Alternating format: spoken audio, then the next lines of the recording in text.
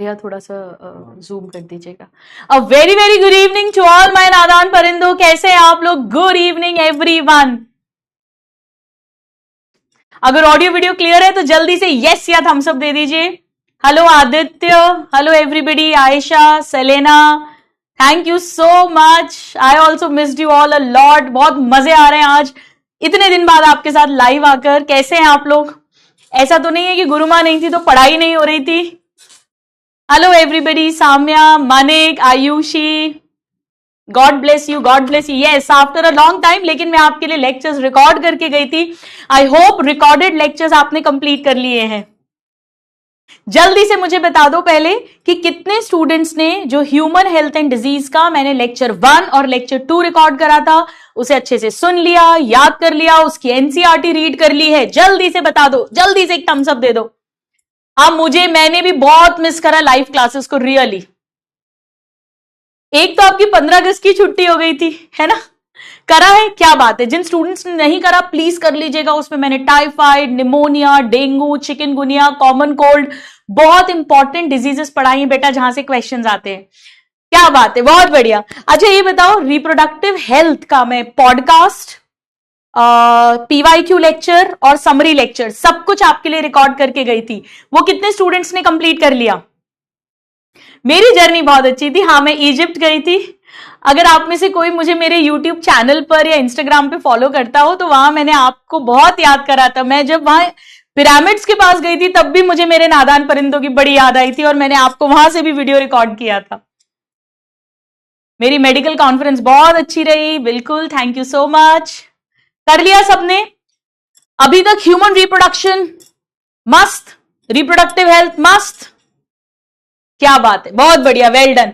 तो आइए चलिए आज की क्लास को आगे बढ़ाते हैं। हम धीरे धीरे किस्से कहानियों की बातें तो करते ही रहेंगे, उसमें कोई कमी नहीं आने वाली है, मस्ती में कोई कमी नहीं आने वाली है, और मस्ती के साथ पढ़ाई करेंगे, सब्जेक्ट को एंजॉय करते हुए पढ़ाई करेंगे, सब्जेक्ट से प्रेम करते हुए पढ़ाई करेंगे। आज हम 3rd क्लास पर आ गए ह्यूमन हेल्थ एंड डिजीज की। तो आइए, चेहरे पे स्माइल, आंखों में चमक, दिल में फुल पॉजिटिविटी, उस स्टेथोस्कोप के नाम आशीर्वाद लेते हैं अपनी बायोलॉजी माता का, अपनी बायोलॉजी मैया का। बोलो बायोलॉजी मैया की जय हो। खूब खुशी खुशी पढ़ना है, मस्ती से पढ़ना है, आनंद से पढ़ना है। अभी तक मैंने आपको ह्यूमन हेल्थ एंड डिजीज में बैक्टीरियल डिजीजेस कंप्लीट करवा दिया था, वायरल डिजीजेस कंप्लीट कर दिया, एड्स बचा है वो हम पढ़ेंगे, और प्रोटोजोआ से होने वाली डिजीजेस में हमने मलेरिया पढ़ा था। ठीक है, तैयार है सब लोग? आगे चलो। तो आज की क्लास हम शुरू करेंगे। आज हम कुछ और कॉमन डिजीजेस की बात करेंगे, हम एड्स की भी बात करेंगे। तो आइए, सबसे पहले हमने प्रोटोजोआ से होने वाली डिजीजेस शुरू की थी। बेटा प्रोटोजोआ आप सबको पता है प्रोटिस्टा किंगडम में आता है, जिसमें अमीबा भी आता है, जिसमें ट्रिपैनोसोमा आता है, लिश्मानिया आता है, हमने बात की थी। ट्राइकोमोनाज याद है? ट्राइकोमोनियासिस, सेक्सुअली ट्रांसमिटेड इंफेक्शन पढ़ाया था रिप्रोडक्टिव हेल्थ में। सिंगल सेल होते हैं, यूकैरियोटिक होते हैं। उसी के अंडर हम नेक्स्ट डिजीज लिखेंगे, very very important, amoebiasis. Please लिखिए अमीबियासिस। अमीबियासिस, इसका एक और नाम है, इसे अमीबिक डिसेंट्री भी कहते हैं। Amoebic dysentery, dysentery. स्टूडेंट्स, नाम अमीबियासिस है पर ये अमीबा से नहीं होती बीमारी। नाम अमीबियासिस है पर ये अमीबिया से नहीं होती, ये होती है एंटअमीबा से। तो इसका पैथोजन या कहें कॉजेटिव एजेंट जो इस बीमारी को करेगा, कॉजेटिव एजेंट, बेटा ध्यान रखो, नाम अमीबियासिस है पर अमीबा से नहीं होती, ये होती है उसके कजन से, एंटअमीबा। एक्चुअली अमीबा भी इसी ग्रुप में आता है जिसमें एंटअमीबा आता है, पर अमीबा जो अपन बचपन से ऐसी फोटो बनाते हैं ना, अमीबा फ्री लिविंग होता है, ये बीमारियां नहीं करता। इसका भाई है ये खतरनाक है, एंटअमीबा, ये बीमारी करता है। और उसकी भी जो स्पीशीज है वो है हिस्टोलाइटिका। देखो नाम में ही है, लाइटिका, लाइसिस, कुछ तोड़ेगी, ये बॉडी के टिश्यूज को तोड़ेगी। तो किससे होता है अमीबियासिस बीमारी? एंटअमीबा हिस्टोलाइटिका से। ये क्या है? ये प्रोटोजोआ है, प्रोटोजोअल। पैरासाइट है, हमारे बॉडी के अंदर रहेगा और हमें बीमारी करेगा, नुकसान पहुंचाएगा।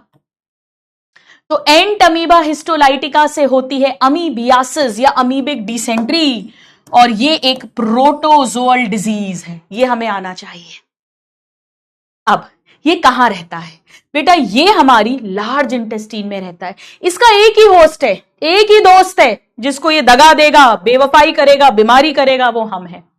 जैसे मलेरिया का प्लाज्मोडियम, उसके तो दो फ्रेंड्स थे, एक फीमेल एनाफिलीज मॉस्किटो और एक मैन। दो के अंदर वो अपनी जिंदगी जीता है। याद है हमने पढ़ा था कि ह्यूमन में एसेक्सुअल रिप्रोडक्शन करता है लिवर सेल के अंदर, आरबीसी के अंदर, और फीमेल मॉस्किटो एनाफिलीज के अंदर सेक्सुअल रिप्रोडक्शन करता है, गैमीट का फॉर्मेशन, फ्यूजन, फर्टिलाइजेशन। पर ये पूरी जिंदगी हमारी लार्ज इंटेस्टीन में रहता है। So lives in large intestine of human. इसे स्मॉल इंटेस्टीन कर देंगे तो रॉन्ग हो जाएगा।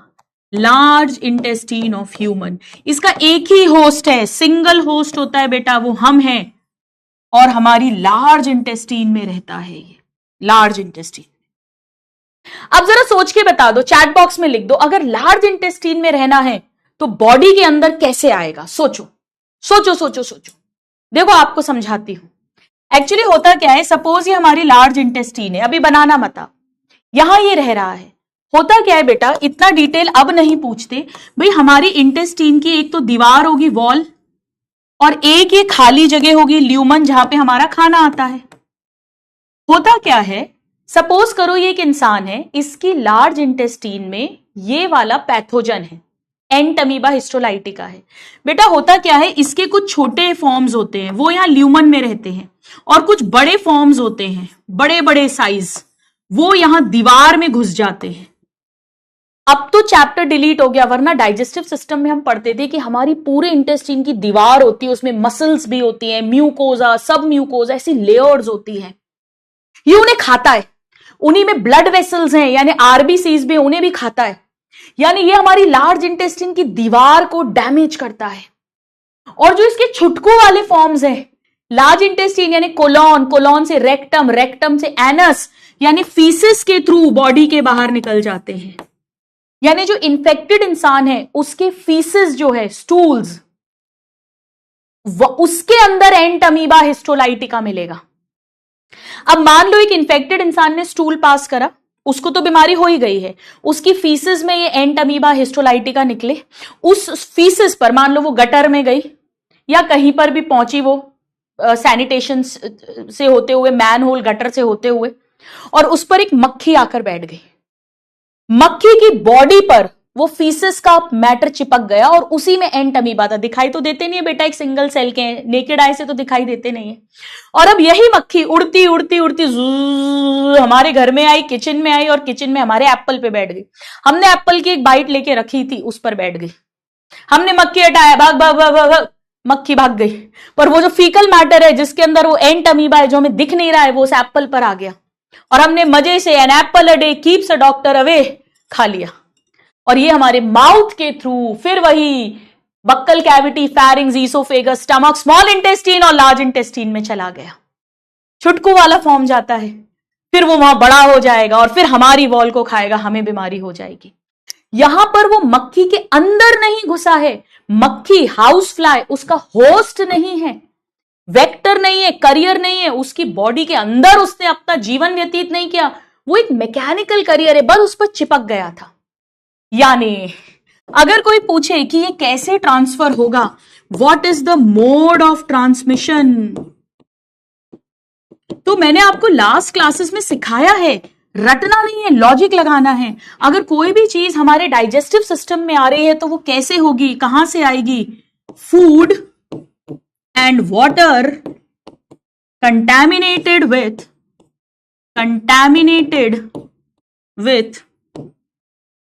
Faecal matter, infected faecal matter, ऐसा फीकल मैटर जिसके अंदर एंट अमीबा हिस्टोलाइटिका है, ऐसा खाने पानी से, कंटैमिनेटेड फूड एंड वाटर से वो हमारे बॉडी के नॉर्मल इंसान के अंदर आ जाएगी। और यहां पर मक्खी जो है, हाउस फ्लाई,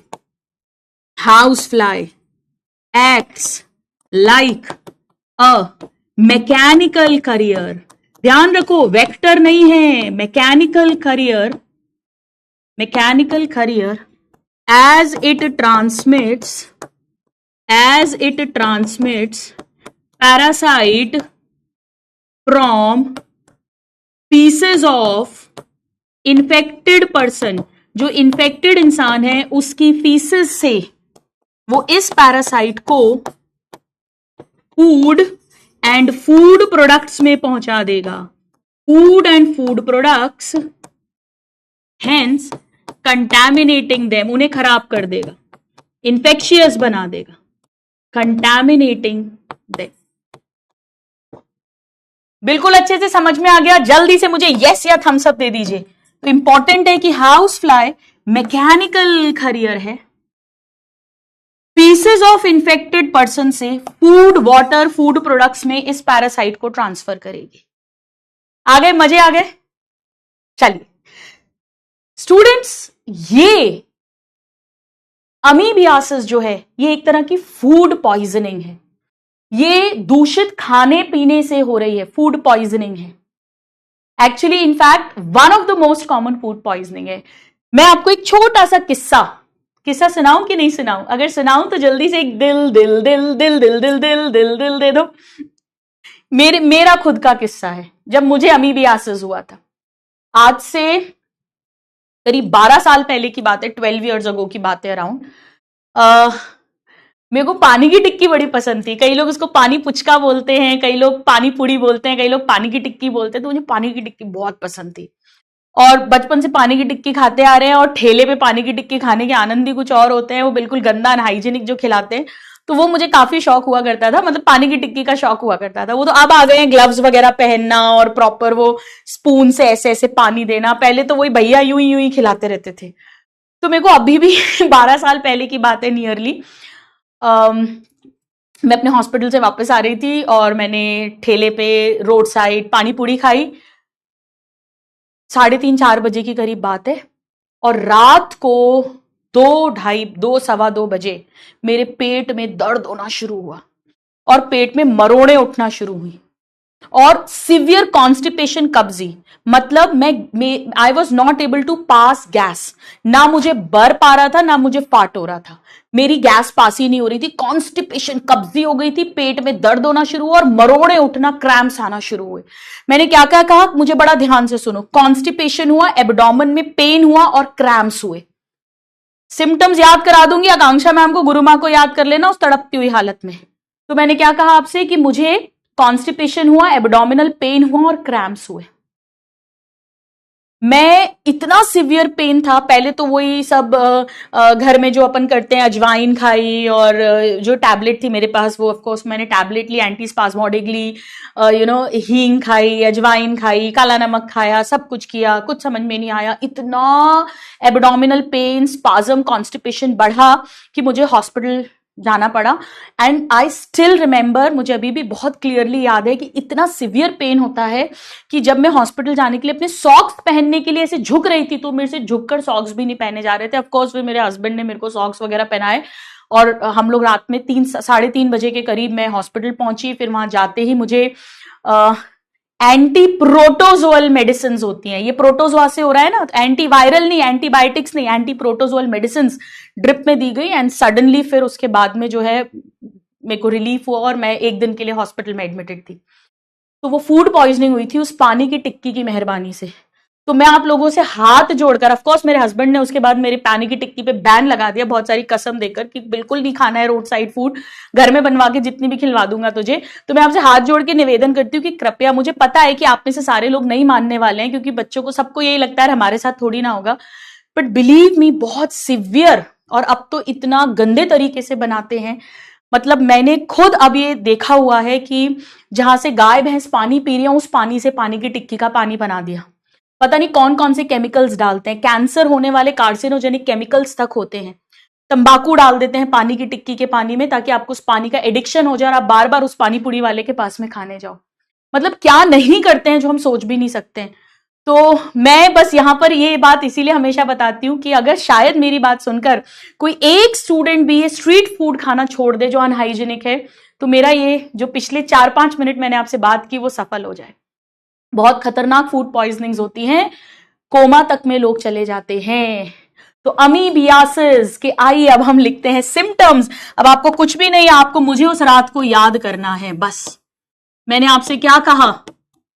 मैंने आपसे कहा कि बिल्कुल किसी भी तरफ से गैस पास नहीं होती, यानी कॉन्स्टिपेशन, कब्जी भयंकर, पेट दर्द होता है और पेट में मरोड़े उठती हैं, abdominal pain and cramps. Cramps मतलब मरोड़ उठना, स्पाज्म होना। जब ये सीरियस कंडीशन और अगर हो जाए तो इसमें जो मोशन पास होगा, फीसेस पास होगी, यानी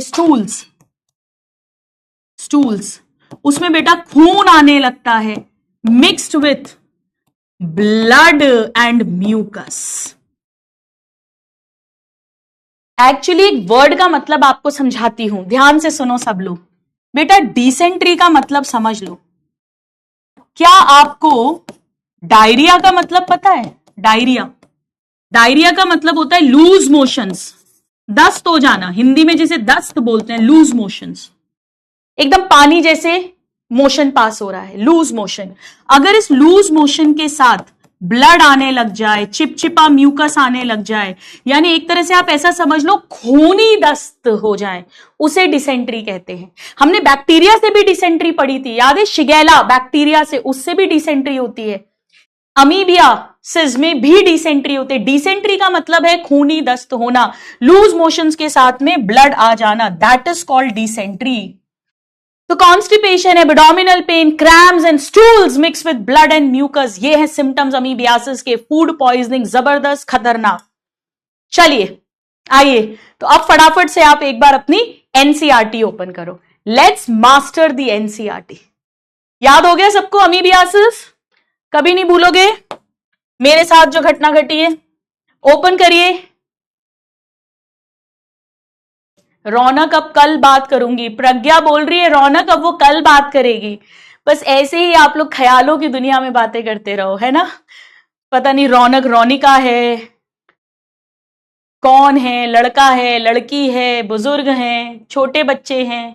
चलिए, सो एंटमीबा हिस्टोलाइटिका ये प्रोटोजोअल है, बैक्टीरियल नहीं, वायरल नहीं, फंगल नहीं। पैरासाइट है हमारी लार्ज इंटेस्टीन का, स्मॉल इंटेस्टीन का नहीं। ह्यूमंस में अमीबियासिस या अमीबिक डिसेंट्री करेगा। कैसे पहुंचेगा? जब हम खाना पानी ऐसा लेंगे जो फीकल मैटर से कंटैमिनेटेड हो। हाउस फ्लाई यहां पर मैकेनिकल करियर है, ध्यान रखना, वेक्टर नहीं है, उसके अंदर लाइफ नहीं हो रही है।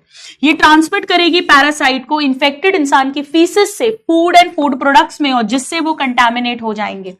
सिम्टम्स बस गुरु मां को याद रख लो, कॉन्स्टिपेशन हो जाएगा, पेट में जबरदस्त दर्द और मरोड़े उठेंगी, और डिसेंट्री का मतलब ही होता है कि स्टूल्स जिसके साथ बहुत सारा चिपचिपा म्यूकस और ब्लड के क्लॉट्स आने लगते हैं। जल्दी से नोट कर लीजिए प्लीज, क्विकली एवरीबॉडी। मैं यहां लिख देती हूं, excessive mucus and blood clots. Blood clots जल्दी से नोट कर लो, blood clots, mucus, stools, abdomen में pain, cramps and constipation. Deepmala भी कह रही है कल मिलूंगी।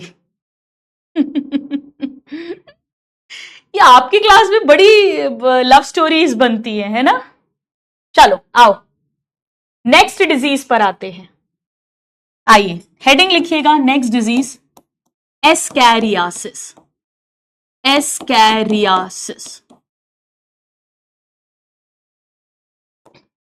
नाम से ही समझ में आ रहा है ये होगी एस्कैरिस लुम्ब्रिकॉइडस से। क्या कोई स्टूडेंट मुझे चैट बॉक्स में बताएगा कि एस्कैरिस लुम्ब्रिकॉइडस का नाम क्या आपने सुना है, और अगर सुना है तो कहां सुना है, जरा बताओ। Bye Ascaris लुम्ब्रिकॉइडस। लुम्ब्रिकॉइडस हमेशा तोड़ तोड़ के पढ़ो नाम, ब्रेक कर करके। अगर लंबा सा नाम है आपको एमबीबीएस में भी बहुत काम आएगा, स्पेशली सेकंड प्रॉफ पे जब फार्माकोलॉजी, ड्रग्स, दवाइयों के नाम पढ़ोगे। कहां पढ़ा है बताइए, कहां पढ़ा है? यस मैम, तो नहीं प्लैटीहेलमिन्थेस नहीं बेटा, एस्केलमेंथिस। एस्केल, एक स्टूडेंट लिख रहा है मैम एनसीईआरटी की बुक में पढ़ा। Yes, animal kingdom, very good very good. तो अभी तक हमने बैक्टीरिया से होने वाली डिजीज पढ़ी, मोनेरा किंगडम। वायरस से होने वाली डिजीज पढ़ी, ना लिविंग ना नॉन लिविंग, बीच का है, कनेक्टिंग लिंक है, किसी किंगडम में नहीं आता। Protozoa, protista kingdom. और अब हम पहली बार एक एनिमल किंगडम की डिजीज पढ़ रहे हैं। जी हाँ, ये एक राउंड वर्म है, एस्केलमेंथिस का मेंबर, राउंड वर्म। एनसीईआरटी में एनिमल किंगडम में अगर आपको याद हो, ऐसा इसका फोटो भी बना हुआ है, ऐसा करके। याद है किसी को ऐसा? ये छोटा वाला मेल है, लंबा वाली फीमेल है, मेल फीमेल, ऐसे एस्कैरिस की फोटो भी बनी है एनिमल किंगडम के अंदर। चलो, तो नाम ही है एस्कैरियासिस, तो ये होगा एस्कैरिस लुम्ब्रिकॉइडस से। अब इसमें क्या होता है, ये भी हमारी इंटेस्टीन में रहता है। ओनली मैन, हम ही इसके इकलौते दोस्त हैं जिसका ये नुकसान करने वाला है। So lives in human intestine, lives in human intestine, lives in human intestine. अब आप समझ ही गए हो भाई कि ये कैसे ट्रांसमिट होगा। ट्रांसमिशन बाय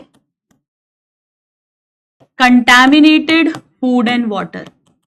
नेचुरली कोई भी पैथोजन अगर हमारी इंटेस्टीन में रह रहा है तो खाने पीने से ही आएगा। जिस इंसान को बीमारी है एस्कैरियासिस की, उसकी फीसिस से इस एस्कैरिस के अंडे निकलते हैं। और फिर वही कहानी कि वो जो फीसिस है उस पर कोई मक्खी बैठ जाए, वो किसी दूसरे खाने पे ट्रांसफर कर दे, वो खाना दूसरा इंसान खा ले, नॉर्मल इंसान, उसे बीमारी हो जाएगी।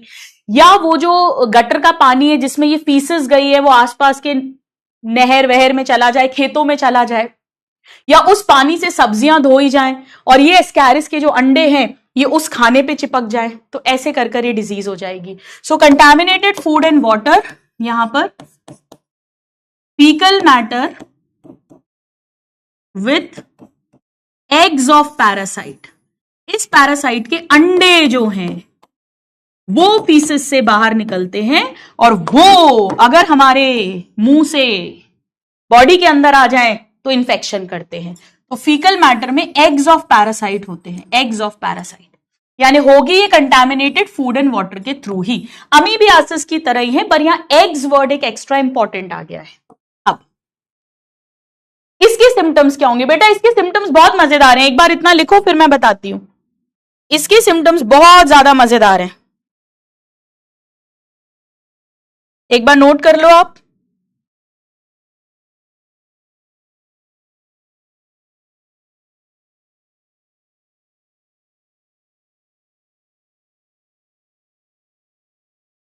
ऐसी फीसेस जो होती है, इट कंटैमिनेट, ये एनसीईआरटी की लाइन है, it contaminate soil, water and plants.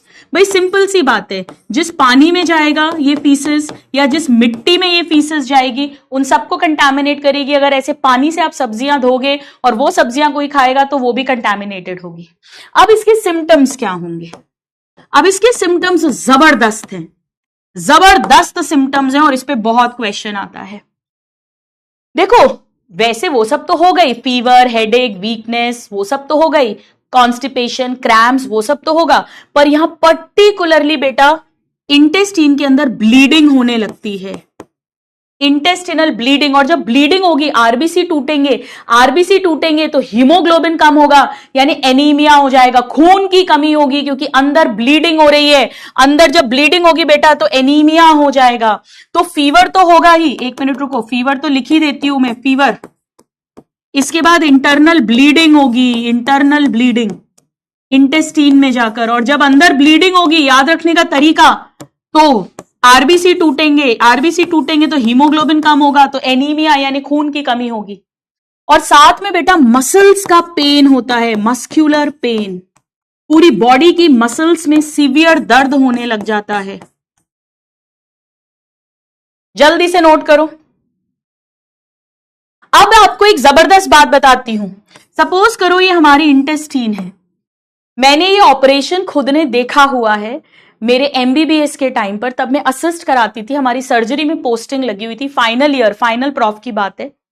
Ascariasis का पेशेंट था और उसकी इंटेस्टीन ब्लॉक हो गई थी, ब्लॉकेड ऑफ इंटेस्टिनल पैसेज।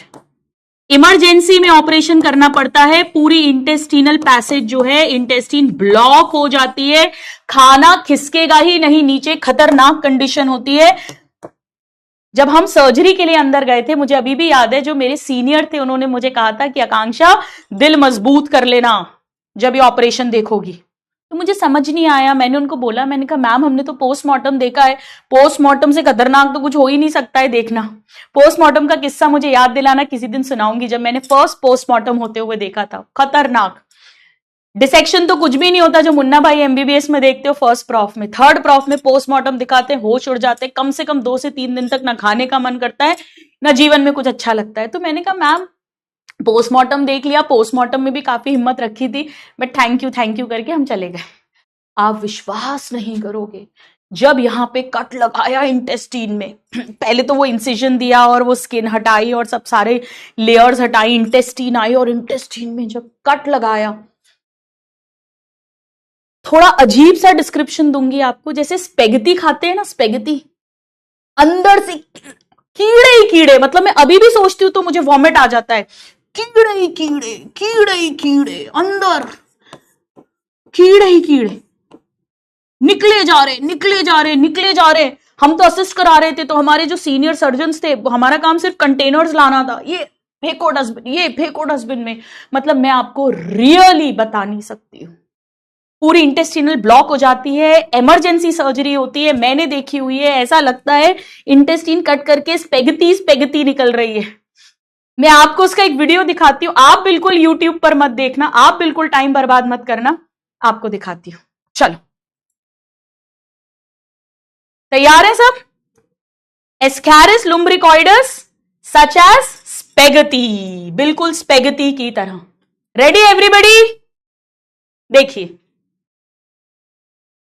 ये इंटेस्टीन है बेटा, ये रियल ऑपरेशन हो रहा है, ये इंटेस्टीन है, अभी कट लगाएंगे, मैं इधर आ जाती हूं, ये तो इंटेस्टीन है, ये तो ठीक है, अभी ये अपनी आते हैं, इसको बाहर निकाला, इंसिजन दिया, स्किन हटाई, मसल्स वगैरह सब हटा दी, सारी सब म्यूकोजा लेयर्स हटा दी, ये देखिए अभी आने वाले हैं एस्कैरिस लुम्ब्रिकॉइडस, निकलने वाला है, ये देखो, ये कट लगाया, इंसिजन लगा दिया,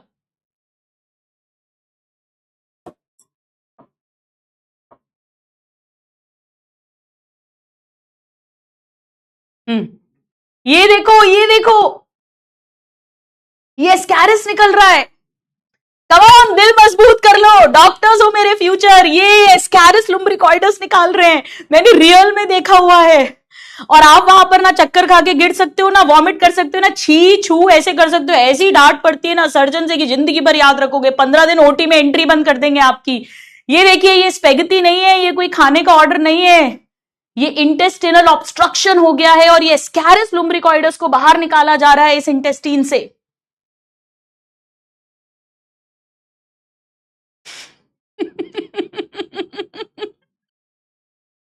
बहुत अच्छी बात है, कोई फर्क जिसको नहीं पड़ रहा है, क्या बात है, कोई बात नहीं है। और अगर फर्क पड़ भी गया तो भी क्या हो गया, अपनी वीकनेस बताने में कोई, वीकनेस बताना तो स्ट्रेंथ का काम है। चलो ठीक है, तो इससे आपको हमेशा क्या याद रहेगा कि इसमें होता है इंटेस्टीन पैसेज का ब्लॉकेड, पूरी हमारी आरबीसी फारबीसी खाती है इंटरनल ब्लीडिंग, और जब ब्लीडिंग होगी हीमोग्लोबिन कम होगा, आरबीसी टूटेंगे, तो एनीमिया, फीवर तो सब में आता ही है, मस्कुलर पेन, सिम्टम्स एकदम टिप्स पर होने चाहिए। क्लियर है मेरे सभी नादान परिंदों? मजे आ गए? मजे आ गए? बहुत खतरनाक बीमारी है, कंटामिनेटेड फूड एंड वाटर से। मैं आपको सच बताऊं, जब ये ऑपरेशन देखा था ना, उसके कम से कम 15-20 दिन तक इतना धो कर हम लोग खाना, मैं और मेरे 2 फ्रेंड्स और थे, हम 3 की पोस्टिंग्स थे, तो कुछ भी सब्जी खाएं, फल खाएं, अच्छे से धो कर खाएं, क्योंकि यही लगता था यार ये एस्कैरिस लुम्ब्रिकॉइडस का इंटेस्टीन में आके ब्लॉकेट ना कर दे। चलिए आइए निकालिए अपनी NCERT, come on everybody, open your NCERT, let's master the NCERT. Ascaris, common round worm, common round worm, pathogenic है यानी बीमारी करता है। हमारी इंटेस्टीन का पैरासाइट है, एस्कैरियासिस बीमारी करता है। इंटरनल ब्लीडिंग होगी तो एनीमिया हो जाएगा, पूरा पैसेज ब्लॉक हो जाएगा इंटेस्टीन का, मस्कुलर पेन, फीवर तो आता ही है। इसके अंडे निकलते हैं फीसेस ऑफ इन्फेक्टेड पर्सन से, जो सॉइल, वाटर, प्लांट्स और उनके थ्रू खाना पीना सबको कंटामिनेट करते हैं। ऐसी कंटामिनेटेड वाटर एंड फूड यानी वेजिटेबल, फ्रूट्स, वो सब लेने से हमें भी ये बीमारी हो सकती है। ठीक है बेटा, राउंड वर्म का मतलब ये हेलमिंथिक डिजीज है, ये हेलमिंथिक, एस्केलमेंथिस बोलते हैं ना, तो हेलमिंथिक डिजीज, हेलमिंथिक, एस्केलमेंथिस। प्लैटीहेलमिंथिस नहीं है, फ्लैटवर्म नहीं है। हो गया, डन है। एनसीईआरटी में यहां पर ऐसे वेजिटेबल्स लिख दिया है, फ्रूट्स लिख दिया है, मैं भी लिख देती हूं वेजिटेबल, फ्रूट्स, कोई भी खाना पीना। चलो आओ नेक्स्ट डिजीज पढ़ते हैं। Let's see the next disease. ये भी राउंड वर्म से ही होगी, फिलारियासिस। फिलारियासिस, इसके मैंने बहुत पेशेंट्स देखे अपनी लाइफ में।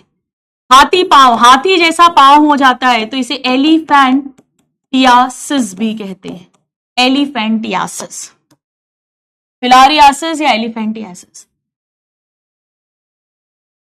ठीक है, मजे आ रहे हैं पढ़ने में? बताओ डिजीजेस पढ़ने में अभी तक कितने लोगों को मजे आए कि मैम बहुत मजे से पढ़ा, बहुत समझ समझ के पढ़ा, साथ साथ में याद भी हो रहा है। बेटा अमीबियासिस और एस्कैरियासिस में कंफ्यूज मत होना। एस्कैरियासिस एस्कैरिस से होगी जो राउंड वर्म है, और अमीबियासिस एंटअमीबा हिस्टोलाइटिका से होगी जो प्रोटोजोआ है, प्रोटिस्टा किंगडम का मेंबर। दोनों ही हमारी इंटेस्टीन में रहेंगे, एंटअमीबा पर्टिकुलरली लार्ज इंटेस्टीन में रहेगा। दोनों ही कंटामिनेटेड फूड एंड वाटर से होंगे। एस्कैरिस में पर्टिकुलरली अंडे, एग्स मिलेंगे फीकल मैटर में। दोनों में ही हाउस फ्लाई मैकेनिकल करियर हो सकती है, पर एनसीईआरटी में अमीबियासिस में लिखा हुआ है वो पॉइंट। ठीक है, चल अब फिलारियासिस या एलिफेंटियासिस, इसका हाथी से कोई लेना देना नहीं है, पैर सूज जाएगा हाथी की तरह, इसीलिए इसे हाथी पांव भी कहते हैं। तो एलिफेंटियासिस जो है बेटा, इसमें जो पैथोजन है जिसके कारण ये बीमारी होगी वो भी एक राउंड वर्म है जिसका नाम है वुकरेरिया, लिखो वुकरेरिया बैनक्रॉफ्टाई। वुकरेरिया बैनक्रॉफ्टाई एक और स्पीशीज है वुकरेरिया मलाई। अब ये वो मलाई नहीं है दूध वाली मलाई, उसकी स्पीशीज का नाम है। जैसे निमोनिया भी दो से हो सकता है, स्ट्रेप्टोकोकस निमोनिया या हीमोफिलस इन्फ्लुएंजी, ये भी दो स्पीशीज से हो सकता है। वुकरेरिया बैनक्रॉफ्टाई या वुकरेरिया मलाई, दोनों से हो सकता है। अब ये दोनों क्या हैं? ये दोनों राउंड वर्म हैं, राउंड वर्म, यानी ये भी हेलमिंथिक डिजीज है। एस्केलमेंथिस से होगी तो हेलमिंथिक डिजीज है। ठीक है, अब ये बॉडी में कैसे आता है? बेटा ये खाने पीने से नहीं आता है, ये खाने पीने से नहीं आता है। एक्चुअली वुकरेरिया जो है बेटा, इसके दो होस्ट है।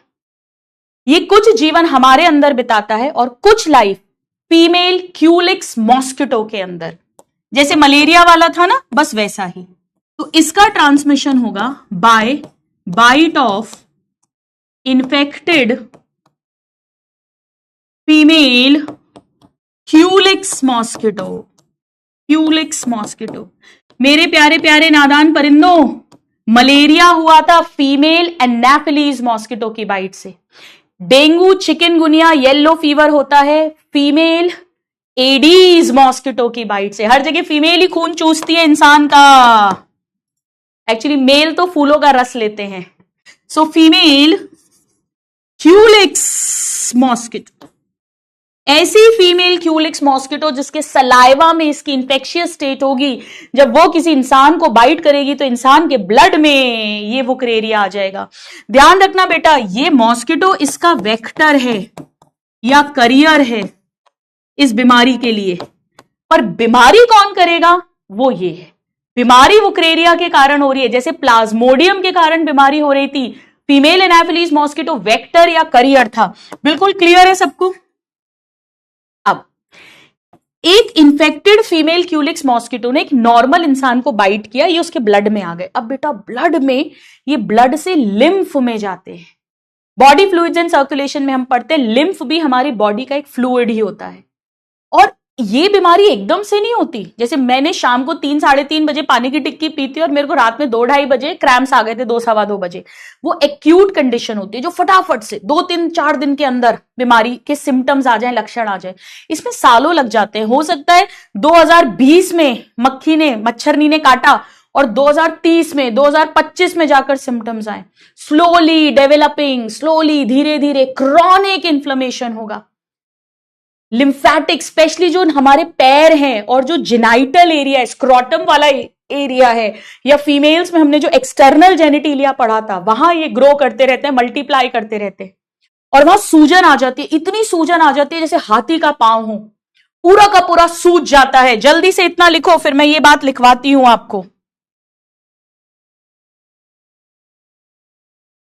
सो स्लोली डेवलपिंग, इसे फास्ट डेवलपिंग कर देंगे, रॉन्ग हो जाएगा। स्लोली डेवलपिंग यानी लंबे समय में जाकर बीमारी होगी। Chronic inflammation of organs in which they live, in which they का क्या मतलब है जरा चैट बॉक्स में लिखो। In which they live for years, for years. एक एक वर्ड इंपॉर्टेंट है, स्लोली डेवलपिंग है और क्रॉनिक इन्फ्लेमेशन है। चैट बॉक्स में लिख के भेजो जल्दी से।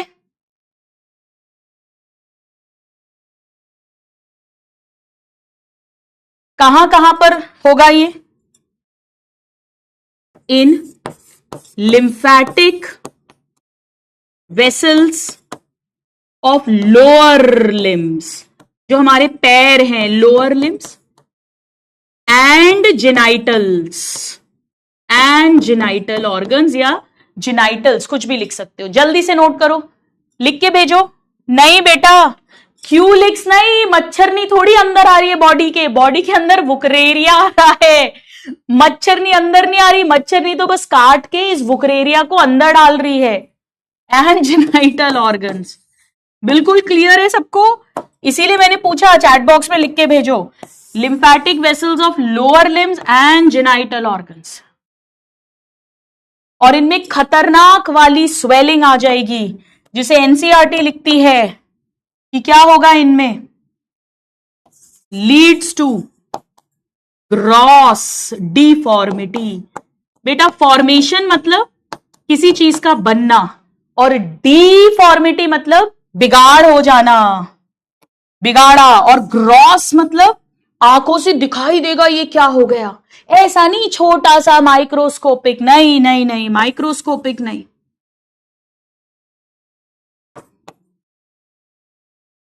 तो एक एक वर्ड इंपॉर्टेंट है। फिलारियासिस हाथी पांव किससे हो रहा है? वुकरेरिया बैनक्रॉफ्टाई या वुकरेरिया मलाई। ये क्या है? ये राउंड वर्म है, यानी हेलमिंथ एस्केलमिंथस। ये कैसे फैलेगा? ये खाने पीने से नहीं फैलेगा। Bite of infected female culex mosquito, ये इसका वेक्टर या करियर, इसका एक और होस्ट है।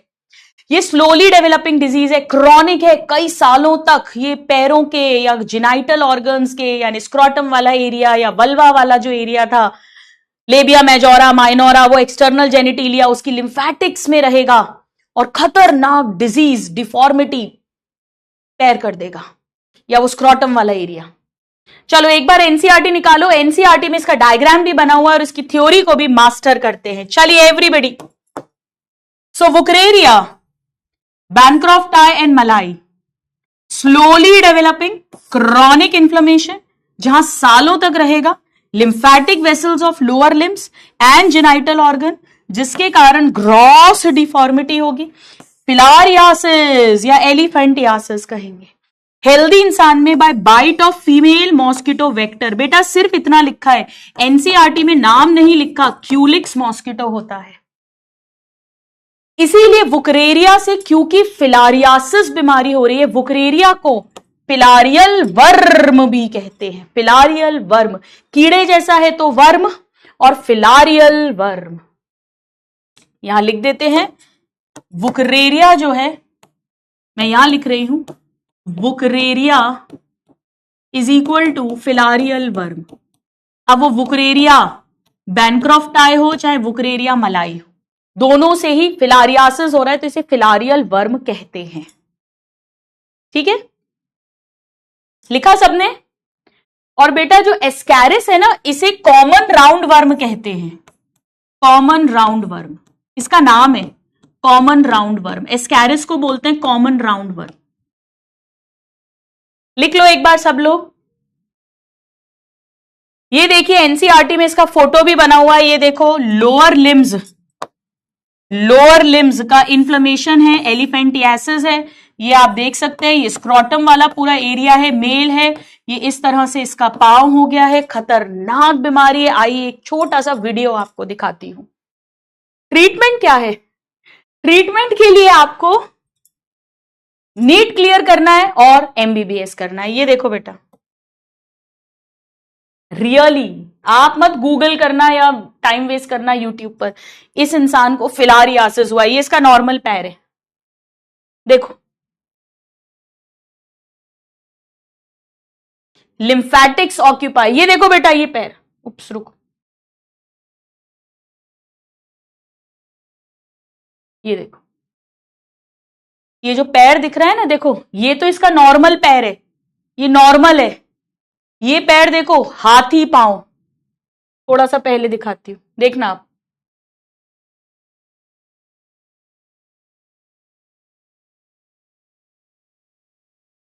ये देखो, रियली मैंने बहुत पेशेंट्स देखे हैं फिलारियासिस या एलिफेंटियासिस के। ठीक है, तो लाइफ बहुत स्ट्रेंज है, इसीलिए हमें बहुत शुक्रगुजार होना चाहिए कि ईश्वर ने हमें हेल्दी बनाया है, फिजिकली मेंटली हेल्दी बनाया है, बजाय कि हम हमेशा कोसते रहें, शिकायत करते रहें कि हमारे पास ये नहीं है वो नहीं है। You should be really thankful to God कि हमें इतनी अच्छी लाइफ दी है। क्योंकि जब आप डॉक्टर बनेंगे, बिलीव मी, लोग मुझे पूछते हैं कि मैम आप डॉक्टर हैं और आप ईश्वर की, फेथ की इतनी बातें करती हैं, आप इतना बिलीव करती हैं, तो मैं हमेशा एक बात बोलती हूँ कि एक प्रैक्टिसिंग डॉक्टर से ज्यादा actually faithful, faith in God किसी का नहीं हो सकता। क्योंकि हम देखते हैं ऐसी ऐसी सिचुएशंस जहां पर हमें समझ आता है कि हमारे हाथ में कुछ भी नहीं है, कुछ भी नहीं है। साइंस जहां खत्म होती है वहां से ईश्वर की शुरुआत होती है, या मैं कहूं कि ईश्वर शुरुआत से अंत तक वही है। इसीलिए हमेशा अपने इष्ट से जुड़ो, अपने ईश्वर से जुड़ो। इसीलिए मैंने आपको 4x4 टेक्निक, नाम जब बोला है, किया करो। आप अपने अंदर से जुड़ेंगे, वहीं से सारा सोर्स ऑफ स्ट्रेंथ होती है। We should always be thankful to God. सुबह उठकर धन्यवाद देना चाहिए कि, और अपने आप को शीशे में देख के, मिरर में देख के बोलना चाहिए, यार वाह कितनी सुंदर हो तुम, या कितने हैंडसम हो तुम। आज से मेरा हर स्टूडेंट, हर नादान परिंदा दिन में एक बार, अब आप में से हो सकता है कई लोग बहुत बार भी देखते हो अपने आप को और ऑलरेडी बोलते हो, तो बहुत अच्छी बात है। बट कुछ लोग, जैसे मैं अपने ग्रोइंग ईयर्स में, मैं अपने आप को उतना अप्रिशिएट नहीं करती थी, अपने फिजिकल अपीयरेंस को उतना अप्रिशिएट नहीं करती थी। बट अब मुझे रियलाइज होता है और अब मैं वाकई में शीशे में देख के बोलती हूँ कि वाह यार अच्छी लड़की है, अच्छी है, सात्विक है, सिंपल है, ईश्वर की ग्रेस है, मेहरबानी है, कृपा है। Thank you very much. इस भोलेपन को, इस इनोसेंस को बनाए रखना। कोई गलती हो तो माफ करना, सही रास्ता दिखाना। तो ये बोलना चाहिए, वाह कितने सुंदर हूं मैं, वाह कितने ब्यूटीफुल हूं मैं, कितना हैंडसम हूं मैं, वाह क्या बात है। ठीक है, चलो आइए आगे बढ़ते हैं, कहानी को भी आगे बढ़ाते हैं, नेक्स्ट डिजीज पर आ जाते हैं। चल, तो हमने प्रोटोजोआ की मलेरिया पढ़ ली और अमीबियासिस पढ़ ली, और राउंड वर्म से एस्कैरियासिस पढ़ ली और फिलारियासिस पढ़ ली। अब आ जाओ नेक्स्ट डिजीज में, हम फंगल डिजीज पढ़ेंगे, फंजाई। आप सबने जरूर ऐड देखा होगा, दाद खाज खुजली का इलाज, फलाना फलाना मल्लम, फलाना फलाना मल्लम, दाद खाज खुजली। जी हां, दाद, दाद जिसे बोलते हैं रिंग वर्म, रिंग वर्म, ये एक फंगल डिजीज है बेटा, फंजाई से होती है। Fungi kingdom, roundworm animal kingdom में आते हैं by fungi. It's a fungal disease. सबसे पहले तो कैटेगरी आनी चाहिए कि कौन सी बैक्टीरियल है, कौन सी वायरल है, कौन सी प्रोटोजोअल है, कौन सी राउंड वर्म वाली है और कौन सी फंजाई से होने वाली है। फंजाई के 3 जेनेरा हैं, यानी जीनस, 3 जीनस से होती है। मैं उसे मेट ट्रिक से याद कराती हूं। मेट, मेट बोलते हैं ना, I met Shahrukh Khan, I met pyramids, I met someone. So met मतलब MET, met. Microsporum, microsporum, epidermophyton, epidermophyton and trichophyton, trichophyton. ये 3 जो है बेटा, 3 जीनस हैं, 3 जीनस। जीनस का बहुवचन जेनेरा होता है। इसे स्पीशीज, क्लास, फाइलम लिख देंगे तो रॉन्ग हो जाएगा, बड़ा ध्यान रखना। तो ये फंजाई के 3 जीनस हैं, माइक्रोस्पोरम, एपिडर्मोफाइटॉन एंड ट्राइकोफाइटॉन। इन तीनों से दाद होता है, दाद यानी रिंग वर्म होता है। रिंग वर्म में बहुत सिंपल है, मैं आपको एनसीईआरटी का एक फोटो दिखाती हूं, आप तुरंत समझ जाएंगे। आप सबने जरूर एडवर्टाइजमेंट्स भी देखे होंगे। इस तरीके से ये कई बार हाथ पे भी ऐसा ड्राई पपड़ी पपड़ी जैसा और जबरदस्त खुजली होती है, उसमें इंटेंस इचिंग होती है। ड्राई स्केली लीजन इस तरह का होता है। मैंने क्या कहा? Dry scaly lesion. ये तो इसके बेटा पैथोजन हो गए, है ना? पैथोजन बोलो, कॉजेटिव एजेंट बोलो, जो भी बोलो आप। नाउ सिम्टम्स क्या होंगे? सिम्टम्स, इसके लक्षण क्या हैं? सूखा सूखा हो जाता है, खुजली होती है, dry scaly lesions with intense itching. Intense itching, itching मतलब बेटा जिसको नहीं पता हो प्लीज हिंदी लिख लेना, खुजली। खुजली होने को इचिंग बोलते हैं, प्लीज लिख लीजिए जिसे भी नहीं पता हो, इचिंग। अब ये सब कुछ कहां होगा? On various parts of body, various parts of body like. देखिए, एक तो हमने देखा स्किन, दूसरा स्टूडेंट्स यहां बड़ा कॉमन होता है, ये नाखून में और बालों में, यहां बड़ा कॉमन होता है। So skin, nails, scalp etcetera. आ जाओ आपको याद कराती हूं। स्किन, नेल, स्कैल्प में ड्राई स्केली लीजन होते हैं और जबरदस्त खुजली होती है। ड्राई स्केली लीजन्स होंगे और जबरदस्त खुजली होगी। स्किन, नेल्स और स्कैल्प पे कॉमन होता है। एक्चुअली होता क्या है समझो, मैंने तो आपको नहीं पढ़ाया, अगर 11th क्लास पढ़ी हो, फंजाई को ग्रो करने के लिए हीट और मॉइस्चर चाहिए। मैंने क्या कहा? Heat and moisture. बेटा एक्चुअली फंजाई को ग्रो करने के लिए थोड़ी सी गर्मी चाहिए और थोड़ी सी नमी चाहिए। इसीलिए आप देखना कि जो चिपचिपा वाला मौसम होता है, जैसे जब बारिश आने वाली है, थोड़ी थोड़ी बारिश हो रही है, गर्मी अभी जस्ट थोड़ी थोड़ी गई है, थोड़ी थोड़ी गर्मी भी है, तो अपने यहाँ पे पसीना बहुत आता है, यहाँ खुजली होने लगती है। लड़कों को दाढ़ी पे यहाँ खुजली होने लग जाएगी, आर्म पिट्स पे खुजली होने लग जाएगी, उंगलियों के बीच में खुजली होगी, पैरों में अगर आप मोजे बहुत ज्यादा दिन तक नहीं बदलें तो बहुत ज्यादा टोस के बीच में जो है खुजली होती है। थाइस का जो बीच का फोल्ड है, मतलब बेसिकली जहां भी थोड़ा पसीना रहता है, ये है, यहां खुजली होने लग जाती है, यहां पे फंगस ग्रो करने लग जाती है। इसीलिए बोलते हैं कि ऐसे मौसम में बाल भी बार बार धो, सर जल्दी जल्दी धो, आप अच्छे से नहाओ, पाउडर वाउडर लगाओ, वो सब इसीलिए बोलते हैं। तो हीट और मॉइस्चर जो है वो फंजाई को ग्रो करने में हेल्प करता है। तो हमारे बॉडी में स्पेशली जो टोस के बीच बीच में जगह है और जो थाइस के बीच का एरिया है, जिसे ग्रॉइन रीजन बोलते हैं, वहां उन फोल्ड्स में हीट और मॉइस्चर ज्यादा होता है, तो वहां पर ये बीमारी भी ज्यादा होती है। सो आइए इस पॉइंट को लिखते हैं हम, हीट एंड मॉइस्चर इंपॉर्टेंट है। ये बीमारी सबसे ज्यादा इन्हीं सीजन में होती है। Heat and moisture helps fungi to grow. अब इसे इसीलिए देखना, बहुत ठंड है तो नहीं होगा, और बहुत ड्राई, बहुत गर्मी है, बहुत सूखा है तो भी नहीं होता है। हीट एंड मॉइस्चर दोनों वर्ड्स इंपॉर्टेंट है। और इसीलिए ये जो पैथोजेंस हैं, पैथोजेंस थ्राइव इन, थ्राइव मतलब live in, thrive in skin folds. ये स्किन के फोल्ड्स में रहते हैं ज्यादा, क्योंकि वहां पर हीट है, थोड़ी गर्मी है और थोड़ी नमी है, मॉइस्चर है, ताकि फंजाई ग्रो कर सके। तो पैथोजन जनरली स्किन के फोल्ड्स में मिलेंगे, जैसे इन ग्रॉइन और बिटवीन टोज, हमारे पैरों की उंगलियों के बीच में। और ग्रॉइन का मतलब जिसे नहीं पता हो प्लीज लिख लीजिएगा, थाइस के बीच में जो रीजन होता है, जो फोल्ड्स होते हैं, स्किन फोल्ड्स में, वहां सबसे ज्यादा इस तरह का इंफेक्शन देखने को मिलता है। अब क्या किसी ने नोटिस किया कि मैम आपने सिम्टम बता दिया, आपने पैथोजन बता दिया, आपने ट्रांसमिशन नहीं बताया, ये फैलेगा कैसे? क्योंकि ये सब इंफेक्शियस डिजीजेस हैं जो हम पढ़ रहे हैं। कैसे फैलेगा? Any idea? अब देखो, ये स्किन में हो रहा है, तो ये खाने पीने से तो नहीं फैल सकता, ये हवा से भी नहीं फैलता होगा, ये कैसे फैलेगा?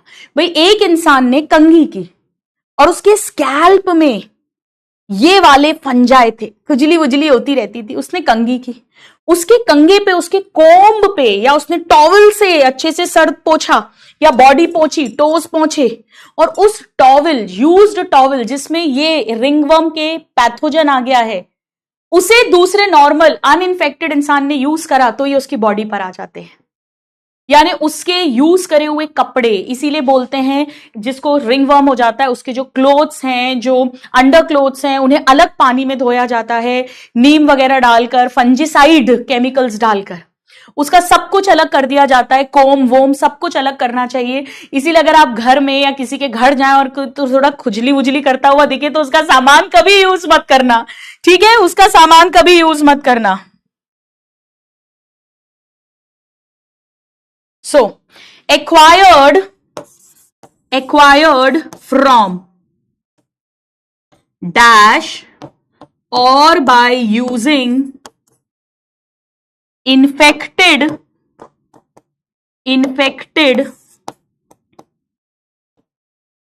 towels, clothes, foams, etc. बेटा जनरली ना ये यहां दाढ़ी के इधर बालों में, वो थाइस के बीच में और टोज में, वहां सबसे ज्यादा इसका इन्फेक्शन होता है। हॉस्टल्स में ये बड़ा कॉमन है भाई, हॉस्टल्स में ये बड़ा कॉमन है, क्योंकि हॉस्टल में खूब एक दूसरे का सामान यूज करते हैं। तो स्पेशली जब आप एमबीबीएस में जाओगे, हॉस्टल में जाओगे, तो बड़ा ध्यान रखना, ऐसा कोई खुजली वुजली वाला इंसान मिले तो उसकी चीजें कभी यूज मत करना, पैसे खर्च करके अपनी लेकर आ जाना। अब ये जो डैश लिखा हुआ है मैंने, यहां पर आएगा सॉइल, जी हाँ, मिट्टी। मिट्टी के अंदर भी ये रिंगवर्म के पैथोजेंस रहते हैं। तो अगर किसी के बहुत क्रैक्स हैं एड़ी पर, एंकल्स पर, कट वट लगे, तो नंगे पांव मत चलिए आप। मुझे अभी भी याद है मेरी पेशेंट जो मैंने रिंगवर्म की देखी थी, खतरनाक इंफेक्शन हुआ था उसको, और उसको पूछा ये कैसे हो गया आपके पैर में ऐसे, तो उसने कहा मैडम मैं रोज नंगे पांव चलती हूँ। बोला क्यों? बोले मुझे किसी ने बताया है कि घास पे नंगे पांव चलते हैं अपन, तो वो हेल्थ के लिए बहुत अच्छा होता है, बीपी वगैरह सब कंट्रोल रहता है। जो सही बात है, घास पे नंगे पांव चलना बहुत अच्छी बात है, बट उसकी जो एड़ियां थी एकदम फटी हुई थी, एकदम क्रैक्स थे, तो वो जो मिट्टी के अंदर ये सारे फंजाई थे वो उसके पैर में घुस गए थे, और उसके पैर में खतरनाक रिंगवर्म का इंफेक्शन हो गया था, रिंगवर्म डिजीज हो गई थी। स्पेशली स्टूडेंट्स जो एथलीट्स होते हैं, धावक, दौड़ने वाले, क्योंकि वो इतना लंबा लंबा दौड़ते हैं, प्रैक्टिस करते हैं, उनके पैरों में, और नंगे पांव दौड़ते हैं ज्यादातर, तो नंगे पांव जो इवन जो रेसलर्स वगैरह होते हैं, तो नंगे पांव के कारण प्लस दौड़ रहे हैं, तो वहां पे थोड़ी सी नमी गर्मी होती है, तो मिट्टी से बड़ा कॉमन होता है ये इन्फेक्शन। इसे अलग अलग नाम दे देते हैं, जैसे अगर यहां होता है दाढ़ी की जगह तो टीनिया बार्बरी कह देते हैं, यहां टीनिया स्कैल्प है, पैरों में होता है तो टीनिया पीडिस कह देते हैं, इसे अलग अलग नाम दे देते हैं। जल्दी से इसको नोट कर लो एक बार,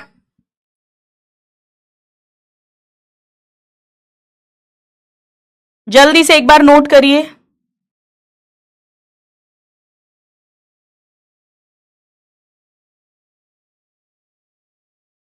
चलो, तो मैं यहां पर एक नोट करके पॉइंट लिखवा रही हूं, और ये नोट आउट ऑफ एनसीईआरटी है बेटा, ये एनसीईआरटी में नहीं दिया है, बट इस पर क्वेश्चन आया हुआ है। एथलीट्स फुट, एथलीट्स फुट बोलते हैं इस बीमारी को, एथलीट्स फुट या टीनिया पीडिस, पीडिस मतलब पैर, टीनिया पीडिस, टीनिया पीडिस। इसमें क्या होता है? यूजुअली एथलीट्स, क्योंकि वो लंबे समय तक जूते पहनते हैं, ठीक है, तो उनका जो फुट होता है, athlete's foot is affected by this ringworm, is affected due to continuous, या तो नंगे पांव भागते हैं वो, या लंबे समय तक जूते पहने रहते हैं, कंटिन्यूअस वेयरिंग ऑफ शूज, तो सॉक्स रहते हैं, शूज रहते हैं, अगर हाइजीन का मेंटेनेंस नहीं रखेंगे तो इसके कारण यहां पर पैरों में हीट एंड मॉइस्चर होता है और उसके कारण से उन्हें ये बीमारी हो जाती है। पैर बेसिकली एथलीट का फुट, तो वो नाम से ही आपको समझ में आ जाएगा। ठीक है, हो गया सबका? आ जाओ जी, एनसीईआरटी निकालो, एनसीईआरटी मास्टर करते हैं। चल आगे बढ़ते हैं।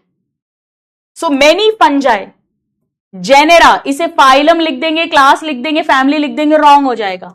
Microsporum, epidermophyton and trichophyton met, इनसे जो डिजीज होगी वो है ringworm, one of the common most common infections in man. Dry scaly lesions होंगे स्किन पे, नेल पे, स्कैल्प पे, जो मेन सिम्टम है, और इंटेंस इचिंग होगी, खतरनाक इचिंग होगी। हीट एंड मॉइस्चर हेल्प करेगा फंजाई को ग्रो करने में, इसीलिए ये स्किन फोल्ड्स जैसे ग्रॉइन रीजन में और टोज के बीच में रहते हैं। या तो मिट्टी से आते हैं बॉडी में, या soil, clothes, towel, combs of infected individual को यूज करने से आते हैं। इसीलिए अगर आपके पैरों में कट्स हैं तो कृपया करके नंगे पांव मत चलें, और बहुत लंबे समय तक अगर आप जूते पहनते हैं तो प्लीज अपने सॉक्स कृपया कर चेंज करें और थोड़ी देर में जूते भी खोल लिया करें। ठीक है, लिखा सबने?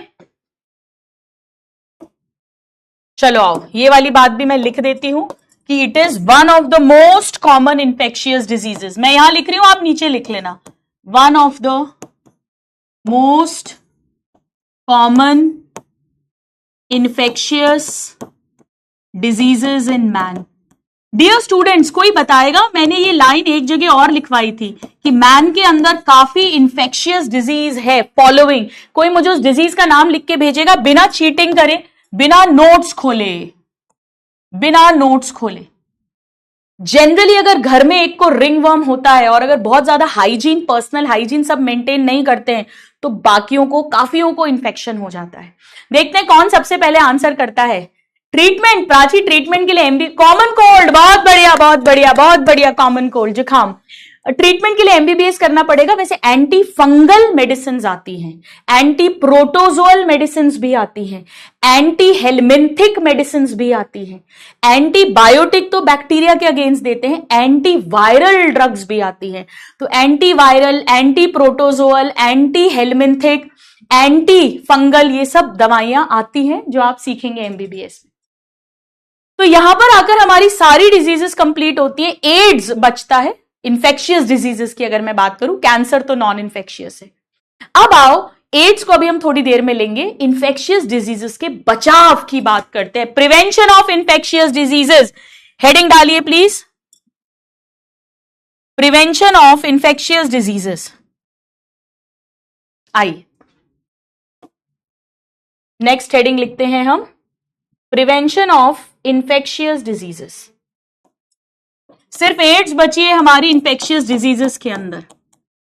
प्रिवेंशन, हम ट्रीटमेंट की बात नहीं कर रहे हैं, ट्रीटमेंट तो जब बीमारी हो गई तो उसका इलाज है, हम यहां पर बचाव की बात कर रहे हैं। Prevention of infectious diseases,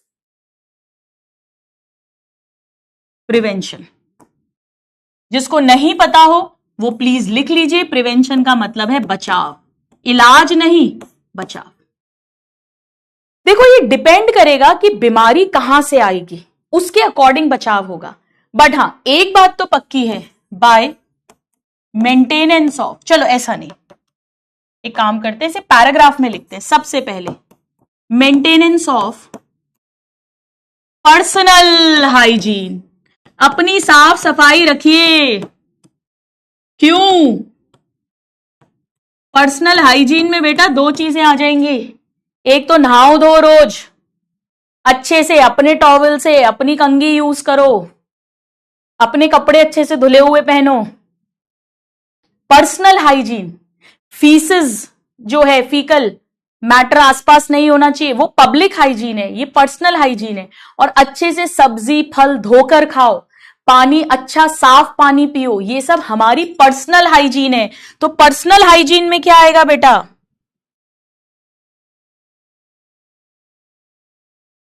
personal hygiene में क्या आएगा?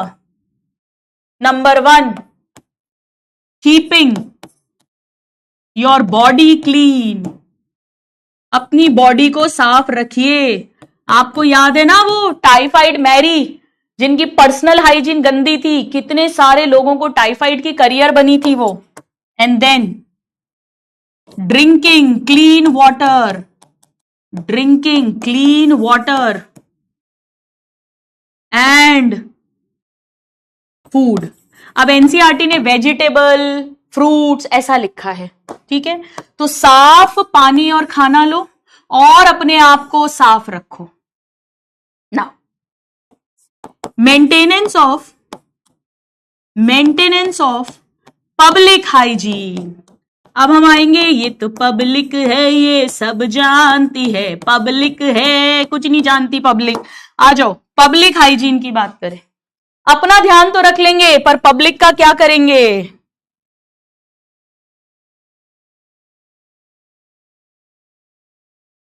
चलिए, सबसे पहले proper disposal of waste and excreta. बेटा आप देख रहे हो कि जितनी भी बीमारियां खाने पीने से हो रही हैं, अमीबियासिस, टाइफाइड, एस्कैरियासिस, उन सब में जो इन्फेक्टेड इंसान है उसकी फीकल मैटर कहीं ना कहीं प्रॉपरली डिस्पोज नहीं हुआ है। वो खेत में चला गया है, या उस पर मक्खी बैठ गई है, वो बाहर पड़ा हुआ है, ओपन डेफिकेशन है। तो ये बहुत इंपॉर्टेंट है कि प्रॉपर डिस्पोजल करें वेस्ट का और एक्सक्रीटा का। इसके बाद रेगुलर क्लीनिंग एंड डिसइंफेक्शन करें। जहां भी पानी का सोर्स है, डिसइंफेक्शन ऑफ पूल्स एक्सेट्रा, क्योंकि वहां से भी इंफेक्शन आ सकता है, मक्खी मच्छर भिनभिना सकते हैं। तो जहां पर भी वाटर रिजर्वॉयर्स हैं, जैसे हमारे बिल्डिंग्स में, घरों में जो पानी की टंकियां हैं, पूल्स हैं, टैंक्स हैं एक्सेट्रा, उनका टाइम पर सफाई होनी चाहिए। ऐसे बहुत केसेस होते हैं, ऑफिसेज में पानी की टंकी साफ ही नहीं होती है कभी, फिर एकदम से सब बीमार होने लग जाते हैं। तो क्लीनिंग और उसमें डिसइंफेक्टेंट्स आते हैं, वो सब कुछ होना चाहिए, स्पेशली जो पानी के सोर्सेज हैं। बेटा ये जो है, और जो भी पब्लिक स्टैंडर्ड्स हैं, ओपन डेफिकेशन नहीं होना चाहिए, नालियां वगैरह बंद होनी चाहिए, गटर वगैरह प्रॉपरली, मैनहोल्स क्लोज होने चाहिए, गार्बेज बिन में प्रॉपरली थ्रो करना चाहिए, sanitary pads properly dispose of होने चाहिए, पब्लिक टॉयलेट्स क्लीन होने चाहिए, जो भी पब्लिक स्टैंडर्ड है वो मेंटेन होना चाहिए।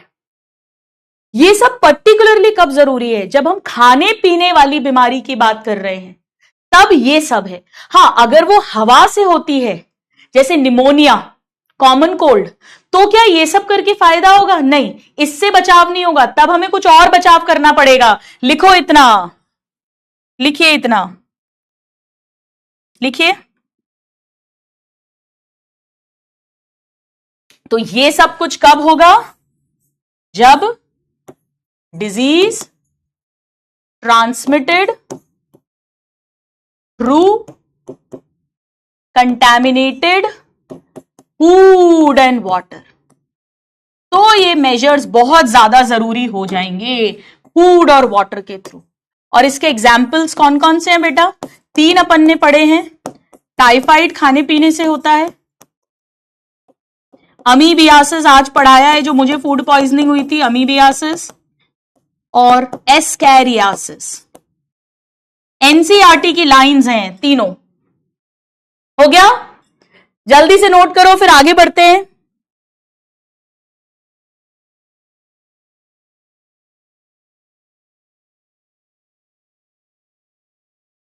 चलिए, अब अगर सपोज करो एयरबॉर्न डिजीज है, हवा से होने वाली, ऐसा लिखती हूं एयरबॉर्न डिजीज।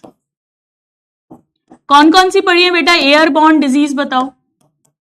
हमने निमोनिया पढ़ा था जिसका पैथोजन हमारी लंग्स में रहता है, एल्वियोलाई तक पहुंच जाता है।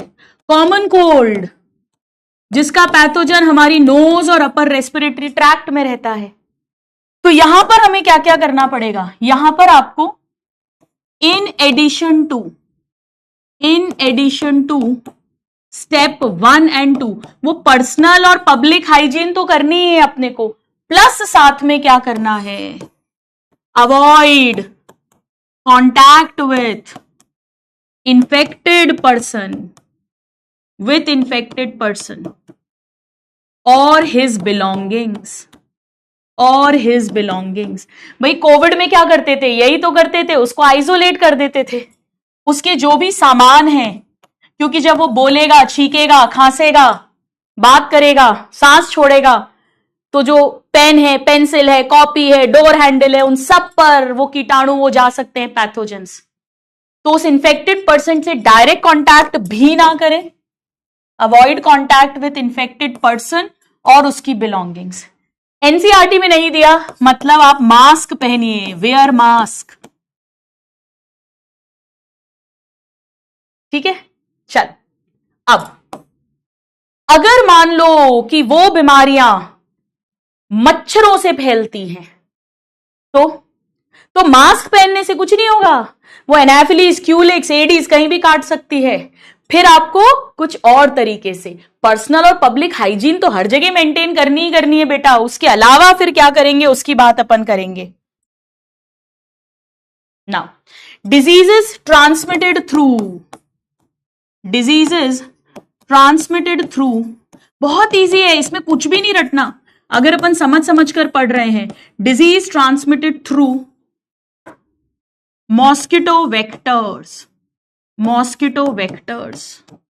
ऑफकोर्स फीमेल मॉस्किटोज की ही बात हो रही है, ऑफकोर्स मॉस्किटो वेक्टर्स लाइक कौन सी बीमारियां पड़ी है, मलेरिया, फिलारियासिस। एनसीईआरटी में यहां पर ये 2 दी हुई हैं, बट ऑफकोर्स इसमें डेंगू आ जाएगा, चिकनगुनिया आ जाएगा, ये दोनों के नाम एनसीईआरटी में आगे पैराग्राफ में मेंशन्ड है। चिकनगुनिया, येलो फीवर आ जाएगा, तो मैं एक्सेट्रा लिख देती हूं। अब क्या करोगे बेटा, क्या करते हैं, एक तो जहां पर ये मच्छर ब्रीड कर रहे हैं उस प्लेस को डिस्ट्रॉय करो। हमने मलेरिया में पढ़ा था गैम्ब्यूसिया मछली छोड़ दो जो उसके लार्वा को खा जाएगा। मॉस्किटो नेट लगा दो, ओडोमॉस वगैरह मॉस्किटो रेपेलेंट्स का यूज करो, फुल स्लीव्स के कपड़े पहनो, घर में आसपास वाटर कूलर्स वगैरह में पानी इकट्ठा मत होने दो, क्योंकि वहीं पर मॉस्किटोस पानी में, गंदे पानी में ब्रीड करते हैं। इसके अलावा दरवाजों में जालियां लगा दो, खिड़कियों में जालियां लगा दो, मैश लगा दो, ताकि मच्छर अंदर नहीं आए और आपको काटे नहीं। यस, मच्छर मारो, मच्छर भगाओ, आओ लिखते हैं, चलो पहले लिखो। सो इसमें पहला पॉइंट हो जाएगा control breeding of mosquito, control breeding of mosquito. एक बार लिखो,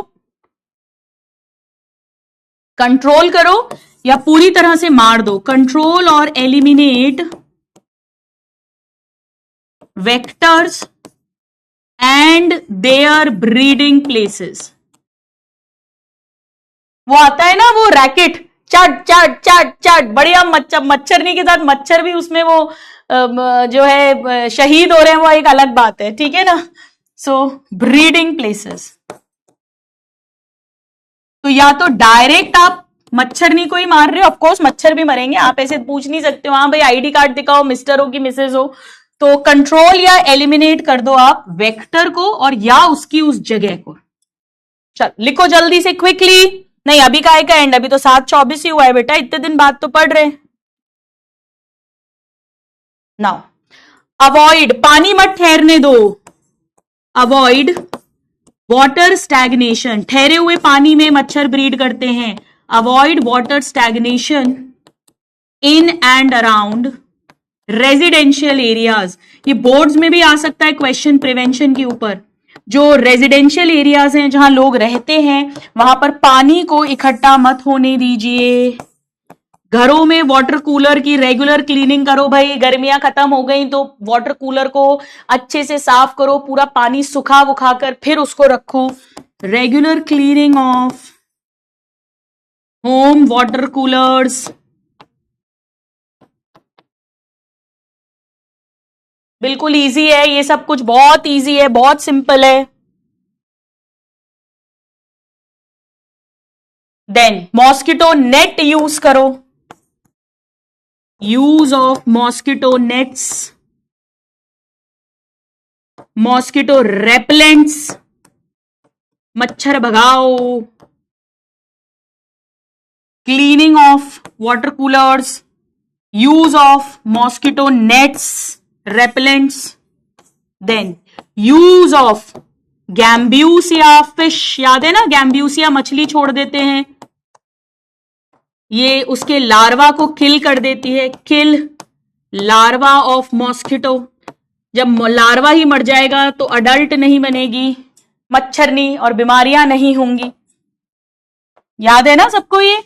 इसे हमने बायो कंट्रोल मेथड कहा था, याद है? हम एक लिविंग ऑर्गेनिज्म को यूज कर रहे हैं बीमारी कंट्रोल करने के लिए, बायो कंट्रोल मेथड। जल्दी से नोट करो।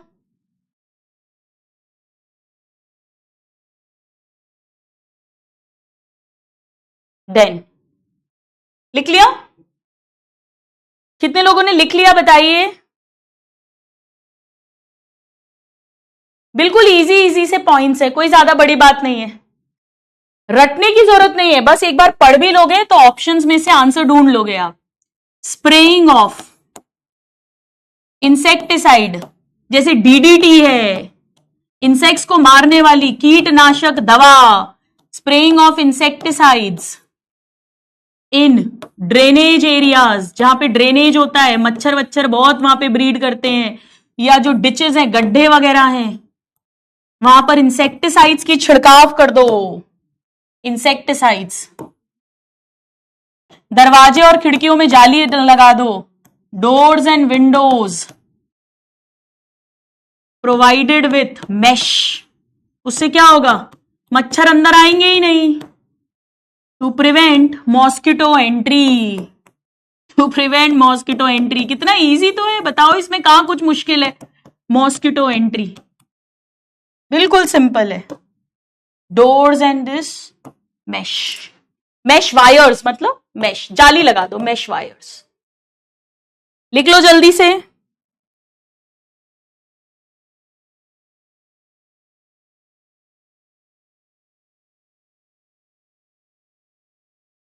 हो गया?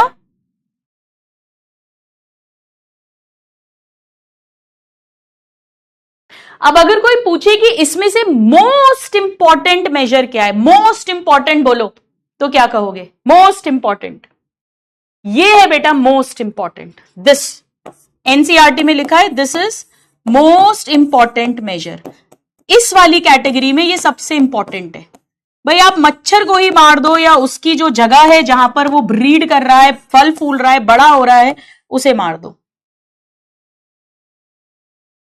चलो, तो हमने क्या पढ़ा? हमने ये पढ़ा कि अगर बचाव करना है, अगर खाने पीने से आने वाली है, तो पर्सनल और पब्लिक हाइजीन मेंटेन करो। पर्सनल मतलब अपने आप को साफ रखो, अपने खाने पीने को साफ रखो। पब्लिक मतलब प्रॉपरली वेस्ट एक्सक्रीटा को डिस्पोज ऑफ करो, और जो भी आसपास के वाटर बॉडीज वगैरह उनकी क्लीनिंग और डिसइंफेक्टेंट्स वगैरह यूज करो। पर्टिकुलरली खाने पीने से, जैसे कि टाइफाइड, अमीबियासिस, एस्कैरियासिस। पर अगर हवा से होना है तो ये सब तो करना ही है, प्लस इन्फेक्टेड इंसान के साथ में कांटेक्ट अवॉइड करो, उसकी चीजों के साथ भी कांटेक्ट अवॉइड करो। और अगर मॉस्किटो के थ्रू फैलने वाली है तो मॉस्किटोज को, वेक्टर्स को मारो, उसकी ब्रीडिंग स्पेस को मारो, पानी इकट्ठा मत होने दो, घरों में कूलर साफ करो, जाली लगाओ डोर्स में, विंडोज में, इंसेक्टिसाइड्स का स्प्रे करो, मॉस्किटो नेट्स, मॉस्किटो रेपेलेंट्स, गैम्ब्यूसिया मछली छोड़ दो जो वहां के लार्वा को खा लेगी, ये सारी चीजें करी। अब इसके अलावा नंबर 11, ये कॉमन है बेटा, कॉमन पॉइंट है, वैक्सीनेशन एंड इम्यूनाइजेशन, टीकाकरण, वैक्सीनेशन एंड इम्यूनाइजेशन। जिसे नहीं पता हो हिंदी में लिख लेना, टीकाकरण, टीका लगा देना, वैक्सीन लगा देना। कोविड की वैक्सीन कितने लोगों ने लगवा ली है? दोनों डोज, जल्दी से जरा चैट बॉक्स में बताओ। कितने लोगों ने दोनों लगा दी है?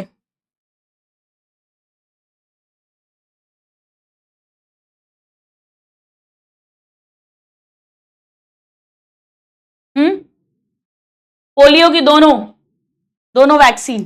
चल, अब इसके थ्रू कंप्लीट इरेडिकेट कौन सी है? Completely eradicated disease. कोई बताएगा मुझे उस बीमारी का नाम जो दुनिया से पूरी तरह से गायब हो गई है, खत्म हो गई है? इतना जबरदस्त वैक्सीनेशन हुआ है कि अब इसका एक भी केस नहीं है। मैंने आपको इसी क्लास में बताया था। देखें किसको याद है? खतरनाक बीमारी थी। देखें कौन चैट बॉक्स में लिखेगा। नहीं, मीजल्स रुबेला नहीं थी ना। Small pox. एक स्टूडेंट ने आंसर दे दिया है, बहुत बढ़िया। चेचक की बीमारी, मैंने आपको फोटो भी दिखाया था। 1977-78 में लास्ट केस सोमालिया अफ्रीका में देखा गया था। ऐसे गड्ढे गड्ढे हो जाते हैं। एक तो चिकन पॉक्स है। चिकन पॉक्स तो काफी कंट्रोल है पर अभी भी होता है। पर ये इसे बड़ी माता बोला करते थे, खतरनाक बीमारी है, चेचक के दाग रह जाते थे। अब तो आप लोगों ने तो देखा ही नहीं होगा इसका केस, क्योंकि कंप्लीटली इरेडिकेट है। And eradicated to a larger extent, काफी हद तक कंट्रोल कर लिया गया है। काफी हद तक। मालूम है कौन सी डिजीजेस हैं? 2 बूंद जिंदगी की। क्या बात है? पोलियो। सब लोग लिख भी रहे हैं, आपको मालूम ही है। पोलियो, घर घर में टीकाकरण हो रहा है पोलियो का। 2 बूंद जिंदगी की दी जा रही है पोलियो। इसके अलावा निमोनिया काफी हद तक कंट्रोल हो गया है वैक्सीन्स के कारण। टेटनस काफी हद तक कंट्रोल हो गया है। निमोनिया, टेटनस, पोलियो एंड बेटा डिप्थीरिया। एक्चुअली एक डीपीटी वैक्सीन आता है, मैंने डिप्थीरिया में लिखाया भी था। डीपीटी वैक्सीन जो डिप्थीरिया, पर्ट्यूसिस एंड टेटनस तीनों के खिलाफ है। डीपीटी वैक्सीन बच्चा पैदा होता है तब लगाते हैं, फिर 1 महीने बाद दूसरा डोज और 6 महीने बाद तीसरा डोज। बहुत शानदार प्रोटेक्शन देता है। तो डिप्थीरिया, टेटनस और बाकी पोलियो तो पता ही है आपको, निमोनिया काफी हद तक। टेटनस भी काफी हद तक कंट्रोल हो गया है वैक्सीन के कारण। एनसीईआरटी में ये एग्जांपल्स दिए, तो हमें यही टिप्स पर होने चाहिए। नोट कर लीजिए सब लोग। Control to a larger extent. इसकी बहुत सारी डिटेल्स हम आगे जाकर पढ़ेंगे। वैक्सीनेशन के बारे में, वैक्सीन क्या है, कैसे काम करती है, इसी चैप्टर में हम आगे जाकर पढ़ेंगे।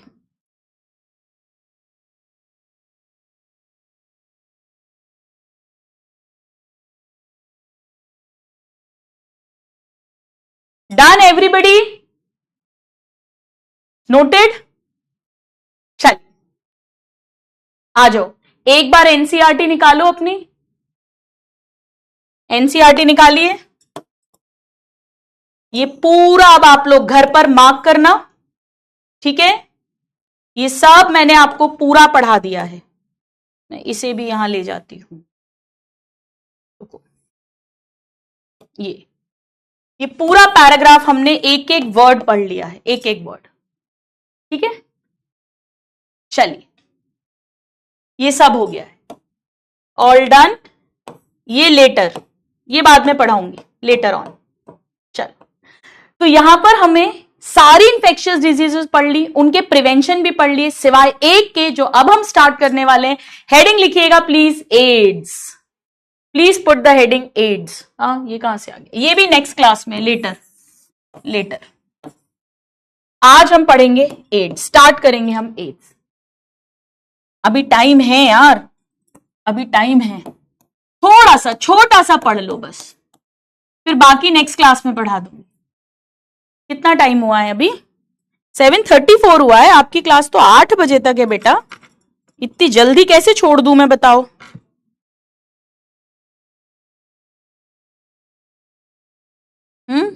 चल, कितने लोगों ने सब लिख लिया? मजे आ गए, आनंद आ गया? जल्दी से यस या थम्स अप दे दो। और अब हम एड्स का फुल फॉर्म लिखने जा रहे हैं। Acquired immuno deficiency syndrome.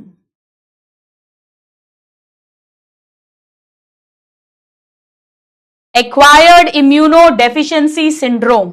चलिए आइए समझिए। देखो, इम्यूनो डेफिशिएंसी मतलब इसमें हमारा इम्यून सिस्टम ठप हो जाएगा। एनसीईआरटी में इसके पहले पूरा इम्यूनिटी दी हुई है, वो मैं आपको बाद में पढ़ाऊंगी।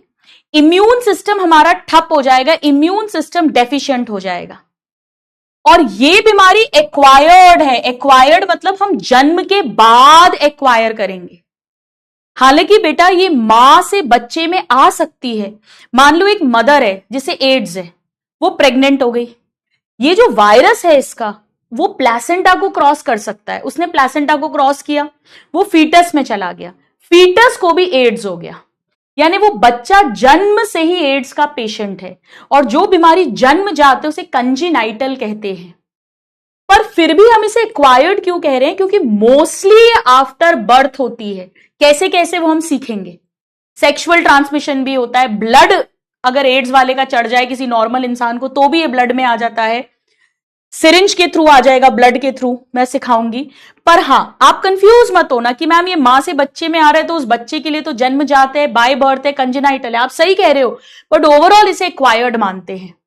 और सिंड्रोम का मतलब होता है ग्रुप ऑफ सिम्टम्स। इसमें कोई एक बीमारी नहीं है।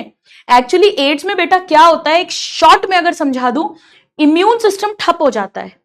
तो जो नॉर्मल इंफेक्शन है, जैसे टीबी है, हमारा इम्यून सिस्टम बड़े आराम से टीबी के बैक्टीरिया को फाइट कर लेता है। लेकिन एड्स के पेशेंट में एक टीबी का बैक्टीरिया भी जानलेवा हो सकता है। कोई नॉर्मल बीमारी जो हमारा इम्यून सिस्टम नॉर्मली फाइट कर लेता, एड्स के पेशेंट का फाइट नहीं कर पाता, उसे वो बीमारी हो जाएगी। तो बहुत सारी बीमारियां एड्स में हो सकती हैं इम्यून सिस्टम की ठप होने के कारण, डाउन होने के कारण। यानी सिंड्रोम का मतलब होता है ग्रुप ऑफ सिम्टम्स। सिंड्रोम का मतलब होता है ग्रुप ऑफ सिम्टम्स। तो सबसे पहले इसका फुल फॉर्म आना चाहिए, बोलो जहां बैठे हो जोर से, एक्वायर्ड इम्यूनो डेफिशिएंसी सिंड्रोम।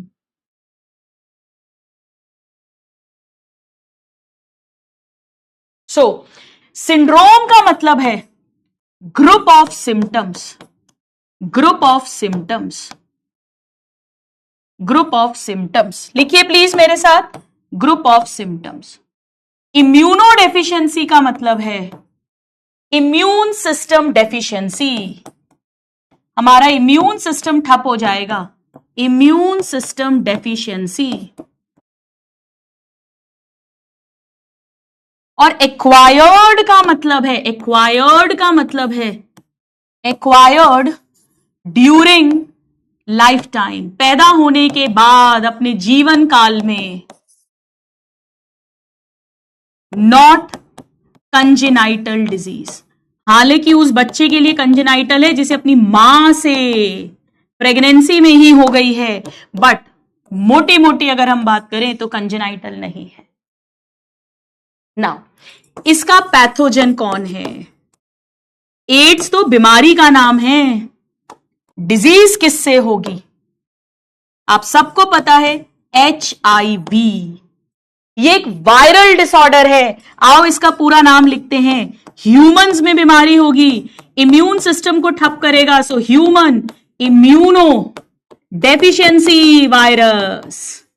पहले बेटा इस वायरस के कई नाम रखे गए थे, फिर फाइनली जो नाम एक्सेप्ट किया गया पूरी दुनिया के साइंटिस्ट ने, human immuno deficiency virus, HIV। HIV virus, यानी ये एक वायरल डिजीज है, वायरल डिजीज है और इंफेक्शियस भी है। वो तो हमें पता ही है, इंफेक्शियस की लिस्ट बनाई थी हमने। इंफेक्शियस, एड्स बीमारी का नाम है और HIV वायरस का नाम है। अब पहला केस कब रिपोर्ट हुआ था एड्स का? फर्स्ट केस रिपोर्टेड इन बेटा इसका पहला केस पूरी दुनिया में अगर हम बात करें तो 1981 में हुआ था। 1981 में। इंडिया में पहला केस 1986 में हुआ था, एक सेक्स वर्कर के अंदर, साउथ इंडिया में, चेन्नई में। बट एनसीईआरटी में ये नहीं दिया है। तो फर्स्ट केस पूरी दुनिया की अगर हम बात करें 1981 में। एनसीईआरटी में लिखा हुआ है एक्चुअली ये बुक इसके 25 साल बाद मानकर ये लिख रहे हैं कि पिछले 25 सालों में 25 मिलियन से ज्यादा लोगों की ये जान ले चुका है। एनसीईआरटी में लिखा है कि लास्ट 25 ईयर्स में killed more than 25 million people in world. बेटा 1 मिलियन में 10 लाख लोग होते हैं, 10 लाख 1 मिलियन में, तो 25 इंटू 10 यानी 250 लाख यानी करोड़ों लोगों की जान ले चुका है एड्स। इतनी खतरनाक बीमारी है। जल्दी से लिख लीजिए।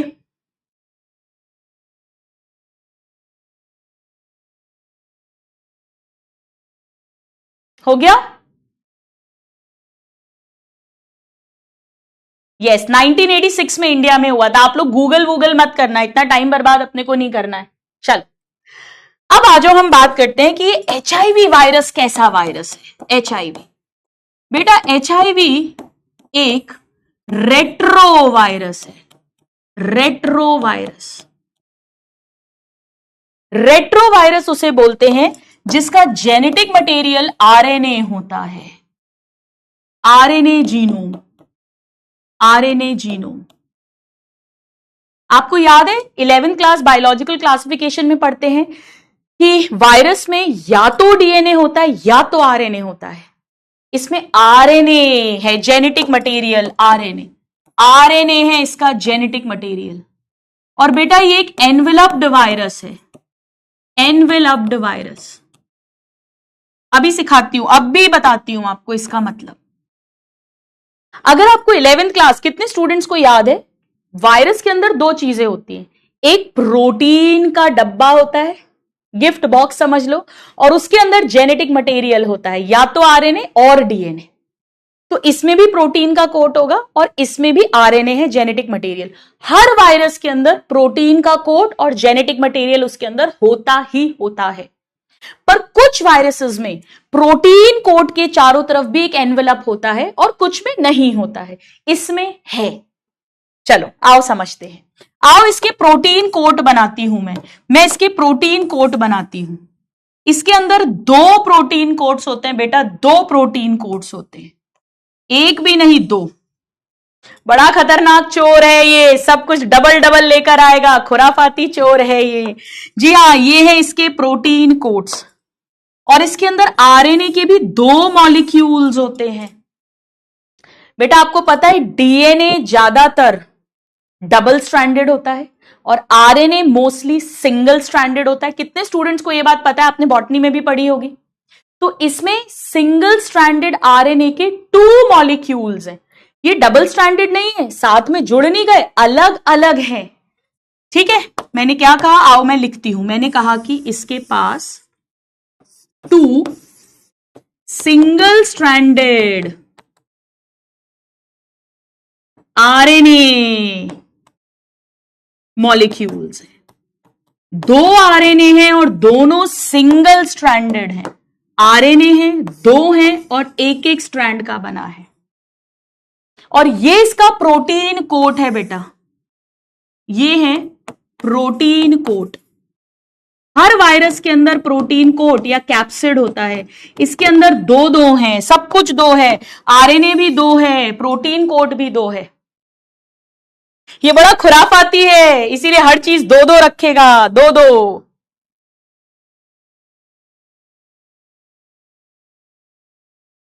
इसे बोलते हैं, ये वाला P24 होता है, इसे P17 बोलते हैं।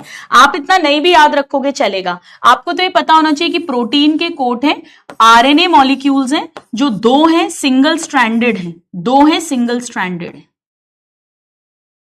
हर वायरस के अंदर प्रोटीन कोट और जेनेटिक मटेरियल होता है, पर हर वायरस के अंदर एनवेलप नहीं होता। इसके अंदर एनवेलप भी है। ये रहा इसका envelope. This is the envelope. यानी इसमें 3 चीजें हैं बेटा, एक एनवेलप है, एक प्रोटीन कोट है और साथ में जेनेटिक मटेरियल है। ये किसका बना हुआ है, ये बेसिकली ग्लाइकोप्रोटीन एंड ग्लाइकोलिपिड्स का बना हुआ है। इसमें ग्लाइकोप्रोटीन्स एंड ग्लाइकोलिपिड्स होते हैं। मतलब शुगर प्रोटीन के साथ और शुगर लिपिड्स के साथ। बहुत डिटेल में नहीं जाना है अपने को, ठीक है।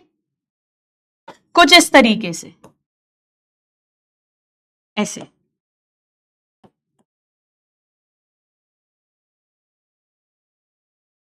ऐसा समझ लो ये लॉक लगे हुए हैं, ताले लगे हुए हैं। इसका जेनेटिक मटेरियल प्रोटेक्टेड है। एक तो एनवलप है चारों तरफ, उसके बाद एक प्रोटीन कोड, उसके बाद एक और प्रोटीन कोड, तब जाकर इसके आरएनए यानी जेनेटिक मटेरियल है, ठीक है। फुल्ली प्रोटेक्टेड, यस, जबरदस्त जबरदस्त प्रोटेक्शन है। अब मेरे प्यारे प्यारे स्टूडेंट्स एक बात सुनो, क्या आप लोगों का बॉटनी में मॉलिक्यूलर बेसिस ऑफ इनहेरिटेंस हो गया है? जरा मुझे बताओ, क्या आपका बॉटनी में molecular basis, transcription, reverse transcription, क्या मैम ने पढ़ा दिया है? जरा जल्दी से यस या नो बोलो। देखो, आप सबको आइडिया होगा कि नॉर्मली डीएनए से आरएनए बनता है और फिर आरएनए से प्रोटीन। कितने लोगों को ये मालूम है? आई थिंक मैम ने पढ़ा दिया होगा शायद मॉलिक्यूलर बेसिस। तो नहीं हुआ अभी? कोई बात कुछ बच्चे यस बोल रहे हैं, कुछ नो बोल रहे हैं, चल रहा है, कोई बात नहीं, चल कोई बात नहीं। क्या आपको ये पता है? ये पता है तो यस लिखो, नहीं पता तो सुन लो। बेटा नॉर्मली डीएनए से आरएनए बनता है और आरएनए से प्रोटीन बनता है, ठीक है। डीएनए से जब आरएनए बनता है उस प्रोसेस को ट्रांसक्रिप्शन कहते हैं, और जब आरएनए से फिर प्रोटीन बनता है तो उसे ट्रांसलेशन कहते हैं। मैम डिटेल में पढ़ाएंगी आपको, डोंट वरी, बहुत अच्छे से पढ़ाएंगे, ठीक है। लेकिन ये तब होता है जब डीएनए जेनेटिक मटेरियल है, जब डीएनए जेनेटिक मटेरियल है तब ऐसा होता है। हमारे में भी डीएनए जेनेटिक मटेरियल है, तो हमारे में भी डीएनए से आरएनए, आरएनए से प्रोटीन होगा, सेंट्रल डॉगमा बोलते हैं। लेकिन अगर आरएनए जेनेटिक मटेरियल है, अगर आरएनए जेनेटिक मटेरियल है, तो मेरे प्यारे प्यारे स्टूडेंट्स ऐसा कभी नहीं होता कि आरएनए से डायरेक्ट प्रोटीन बन जाए, ऐसा कभी नहीं होता। एक बात ध्यान रखो, प्रोटीन हमेशा उस आरएनए से बनेगा जो डीएनए से बना है। ये सिद्धांत है, प्रोटीन हमेशा उस आरएनए से बनेगा जो डीएनए से बना है। ये लॉ है, ये कायदा, कानून, नियम है कि हमेशा डीएनए से जो आरएनए बनेगा उसी से ही प्रोटीन बन सकता है।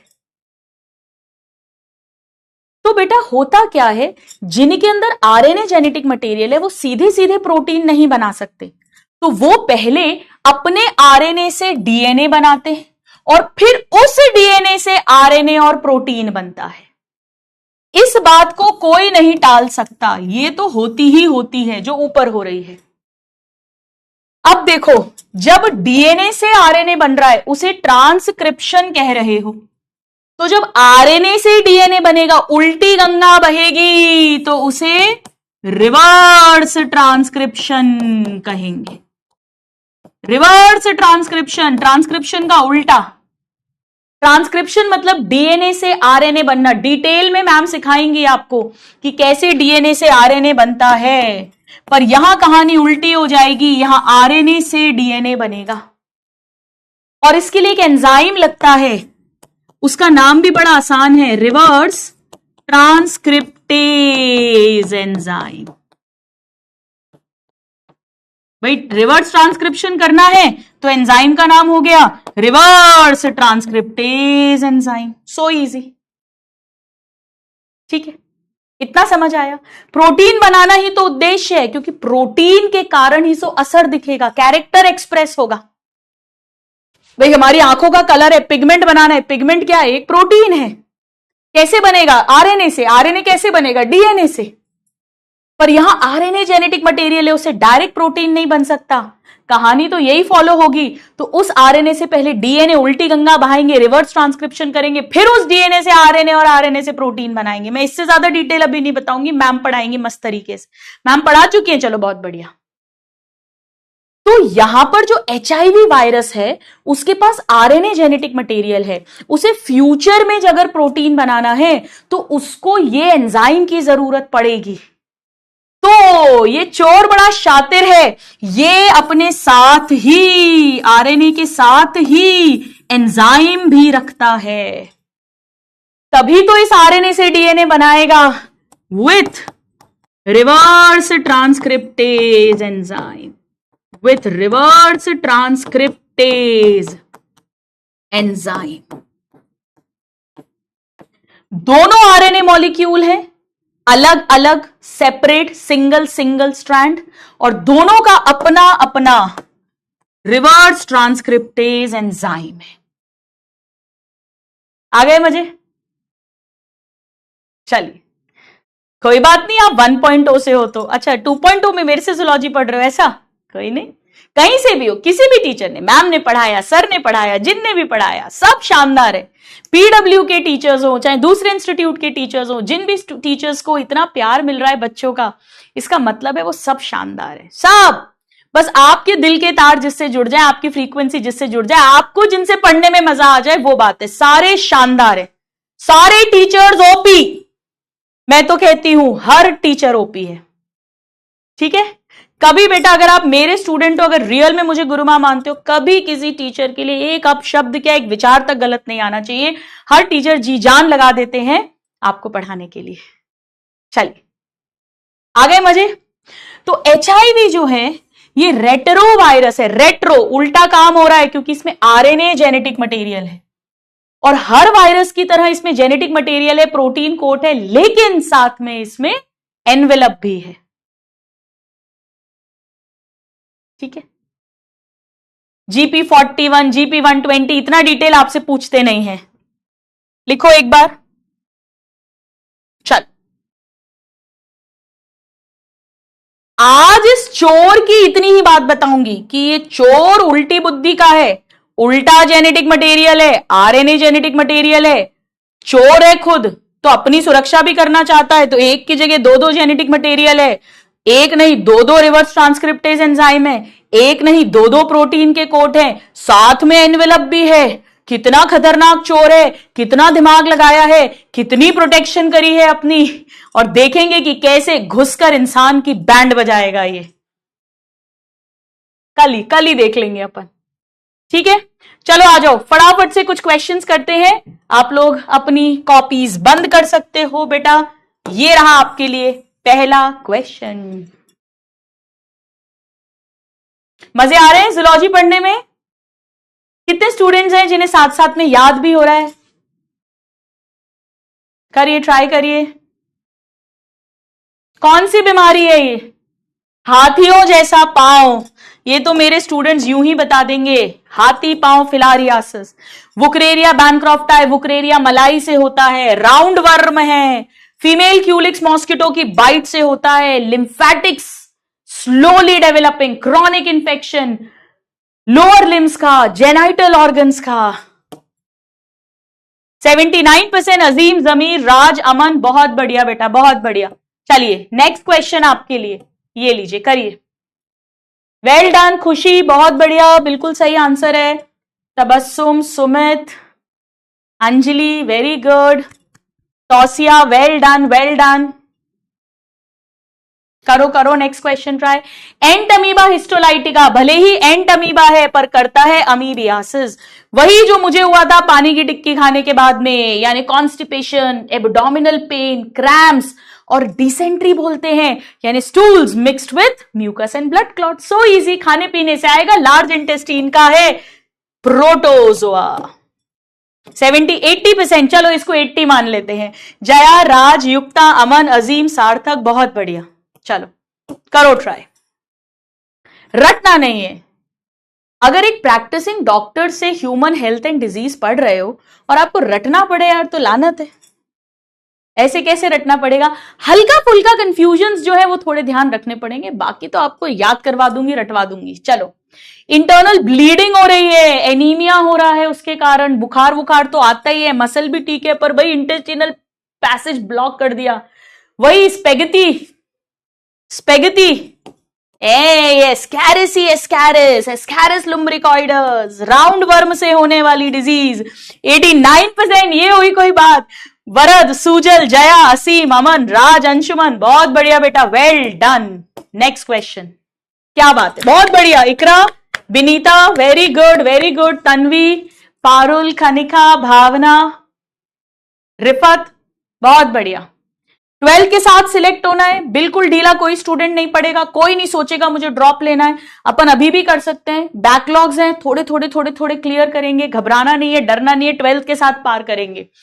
वुकरेरिया बैनक्रॉफ्टाई कौन से पार्ट ऑफ द बॉडी को अफेक्ट करता है? फिलारियासिस हाथी पांव है तो लोअर लिम्स पांव को करेगा और जिनाइटल ऑर्गन्स को करेगा, ब्लड वेसल्स को नहीं करता है और अपर लिम्ब को नहीं करता है। ये तो 80% के ऊपर आना ही चाहिए। आओ देखें, 68% ने सही दिया है। सूजल, राज, सार्थक, जमीर, अमन, बेटा ब्लड नहीं है, lymphatics, lymph vessels, lymph vessels, lymph vessels. चलो next question, very good. Tausiya, Sakshi, well done well done well done. करिए next question, elephantiasis is caused by bite of, करो ट्राई, देखते हैं कौन सही आंसर देता है।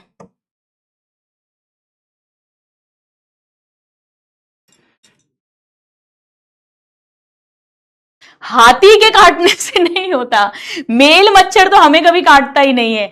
अब ये आंसर लगाओगे कि ये लगाओगे? बेटा बाइट तो ये करेगी फीमेल क्यूलिक्स मॉस्किटो, फिर ये बॉडी के अंदर जाएगा, ये बीमारी करेगा, तो कंफ्यूज मत होना। बाय बाइट ऑफ 49% ने सही दिया। ये देखो 42% ने, बेटा ये वुकरेरिया काटता थोड़ी ना है, काटती तो मच्छर नहीं है, उससे बॉडी के अंदर वुकरेरिया आता है। कोई कंफ्यूजन तो नहीं है? वरद, आयुष, सार्थक, विजय, राज, फरहान, मान्या, वेरी गुड। आ जाओ नेक्स्ट क्वेश्चन। ऑप्शंस के थ्रू करना, पहले ए चेक करना फिर बी चेक करना, ऐसे आंसरिंग करना। कितने लोगों का गलत हुआ था पिछला वाला? जरा ईमानदारी से मी करके भेज दो, जिन्होंने फीमेल मॉस्किटो की जगह वुकरेरिया लगा दिया था, बताओ जरा। जनता पलटना मत, पलटू जनता, करो करो करो ट्राई। ए का 1 है या 5 है? देखो टाइफाइड में अपन ने पढ़ा था इंटेस्टीन में रहता है, इंटेस्टीन में छेद तक कर सकता है। बी मत देखो, सी मत देखो, सीधे डी पे आ जाओ। रिंग वर्म में ड्राई स्केली लीजन्स होंगे बेटा, इंटेंस इचिंग, खुजली होगी, डी का 2, यानी ये आंसर हो गया।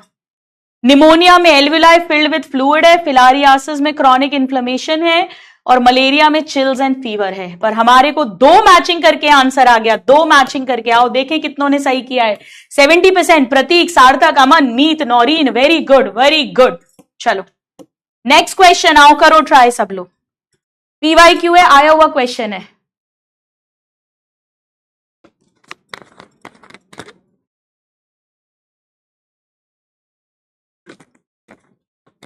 सब लोग पानी पीते रहा करो, हाइड्रेटेड रखना है अपने आप को।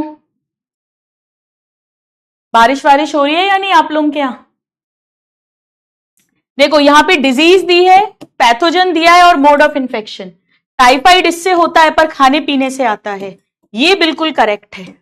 एलिफेंटियासिस इससे होता है पर बाइट ऑफ क्यूलिक्स मॉस्किटो से आता है, और ये फीमेल एनाफिलीज मॉस्किटो की बाइट से आता है। 50% ने सही दिया है। आफरीन, तृप्ति, नशरान, नौरीन, राज, वेरी गुड। चलो नेक्स्ट क्वेश्चन। ज्यादा बारिश नहीं हो रही? हाँ आई नो, सब पेड़ वेड़ काट दिए ना अपन ने, सब उल्टा सीधा हो गया है। यहां भी नहीं हो रही है ज्यादा, पानी नहीं है। बहुत ज्यादा बारिश हो रही है, कहां पे? आई थिंक आसाम साइड हो रही होगी। चलो करो। नॉट रिस्पॉन्सिबल, यानी रिंगवर्म के बारे में बेटा फॉल्स बताना है, जरा ध्यान दे लेना। देखिए कौन आंसर देता है। मेट पढ़ा था अपन ने,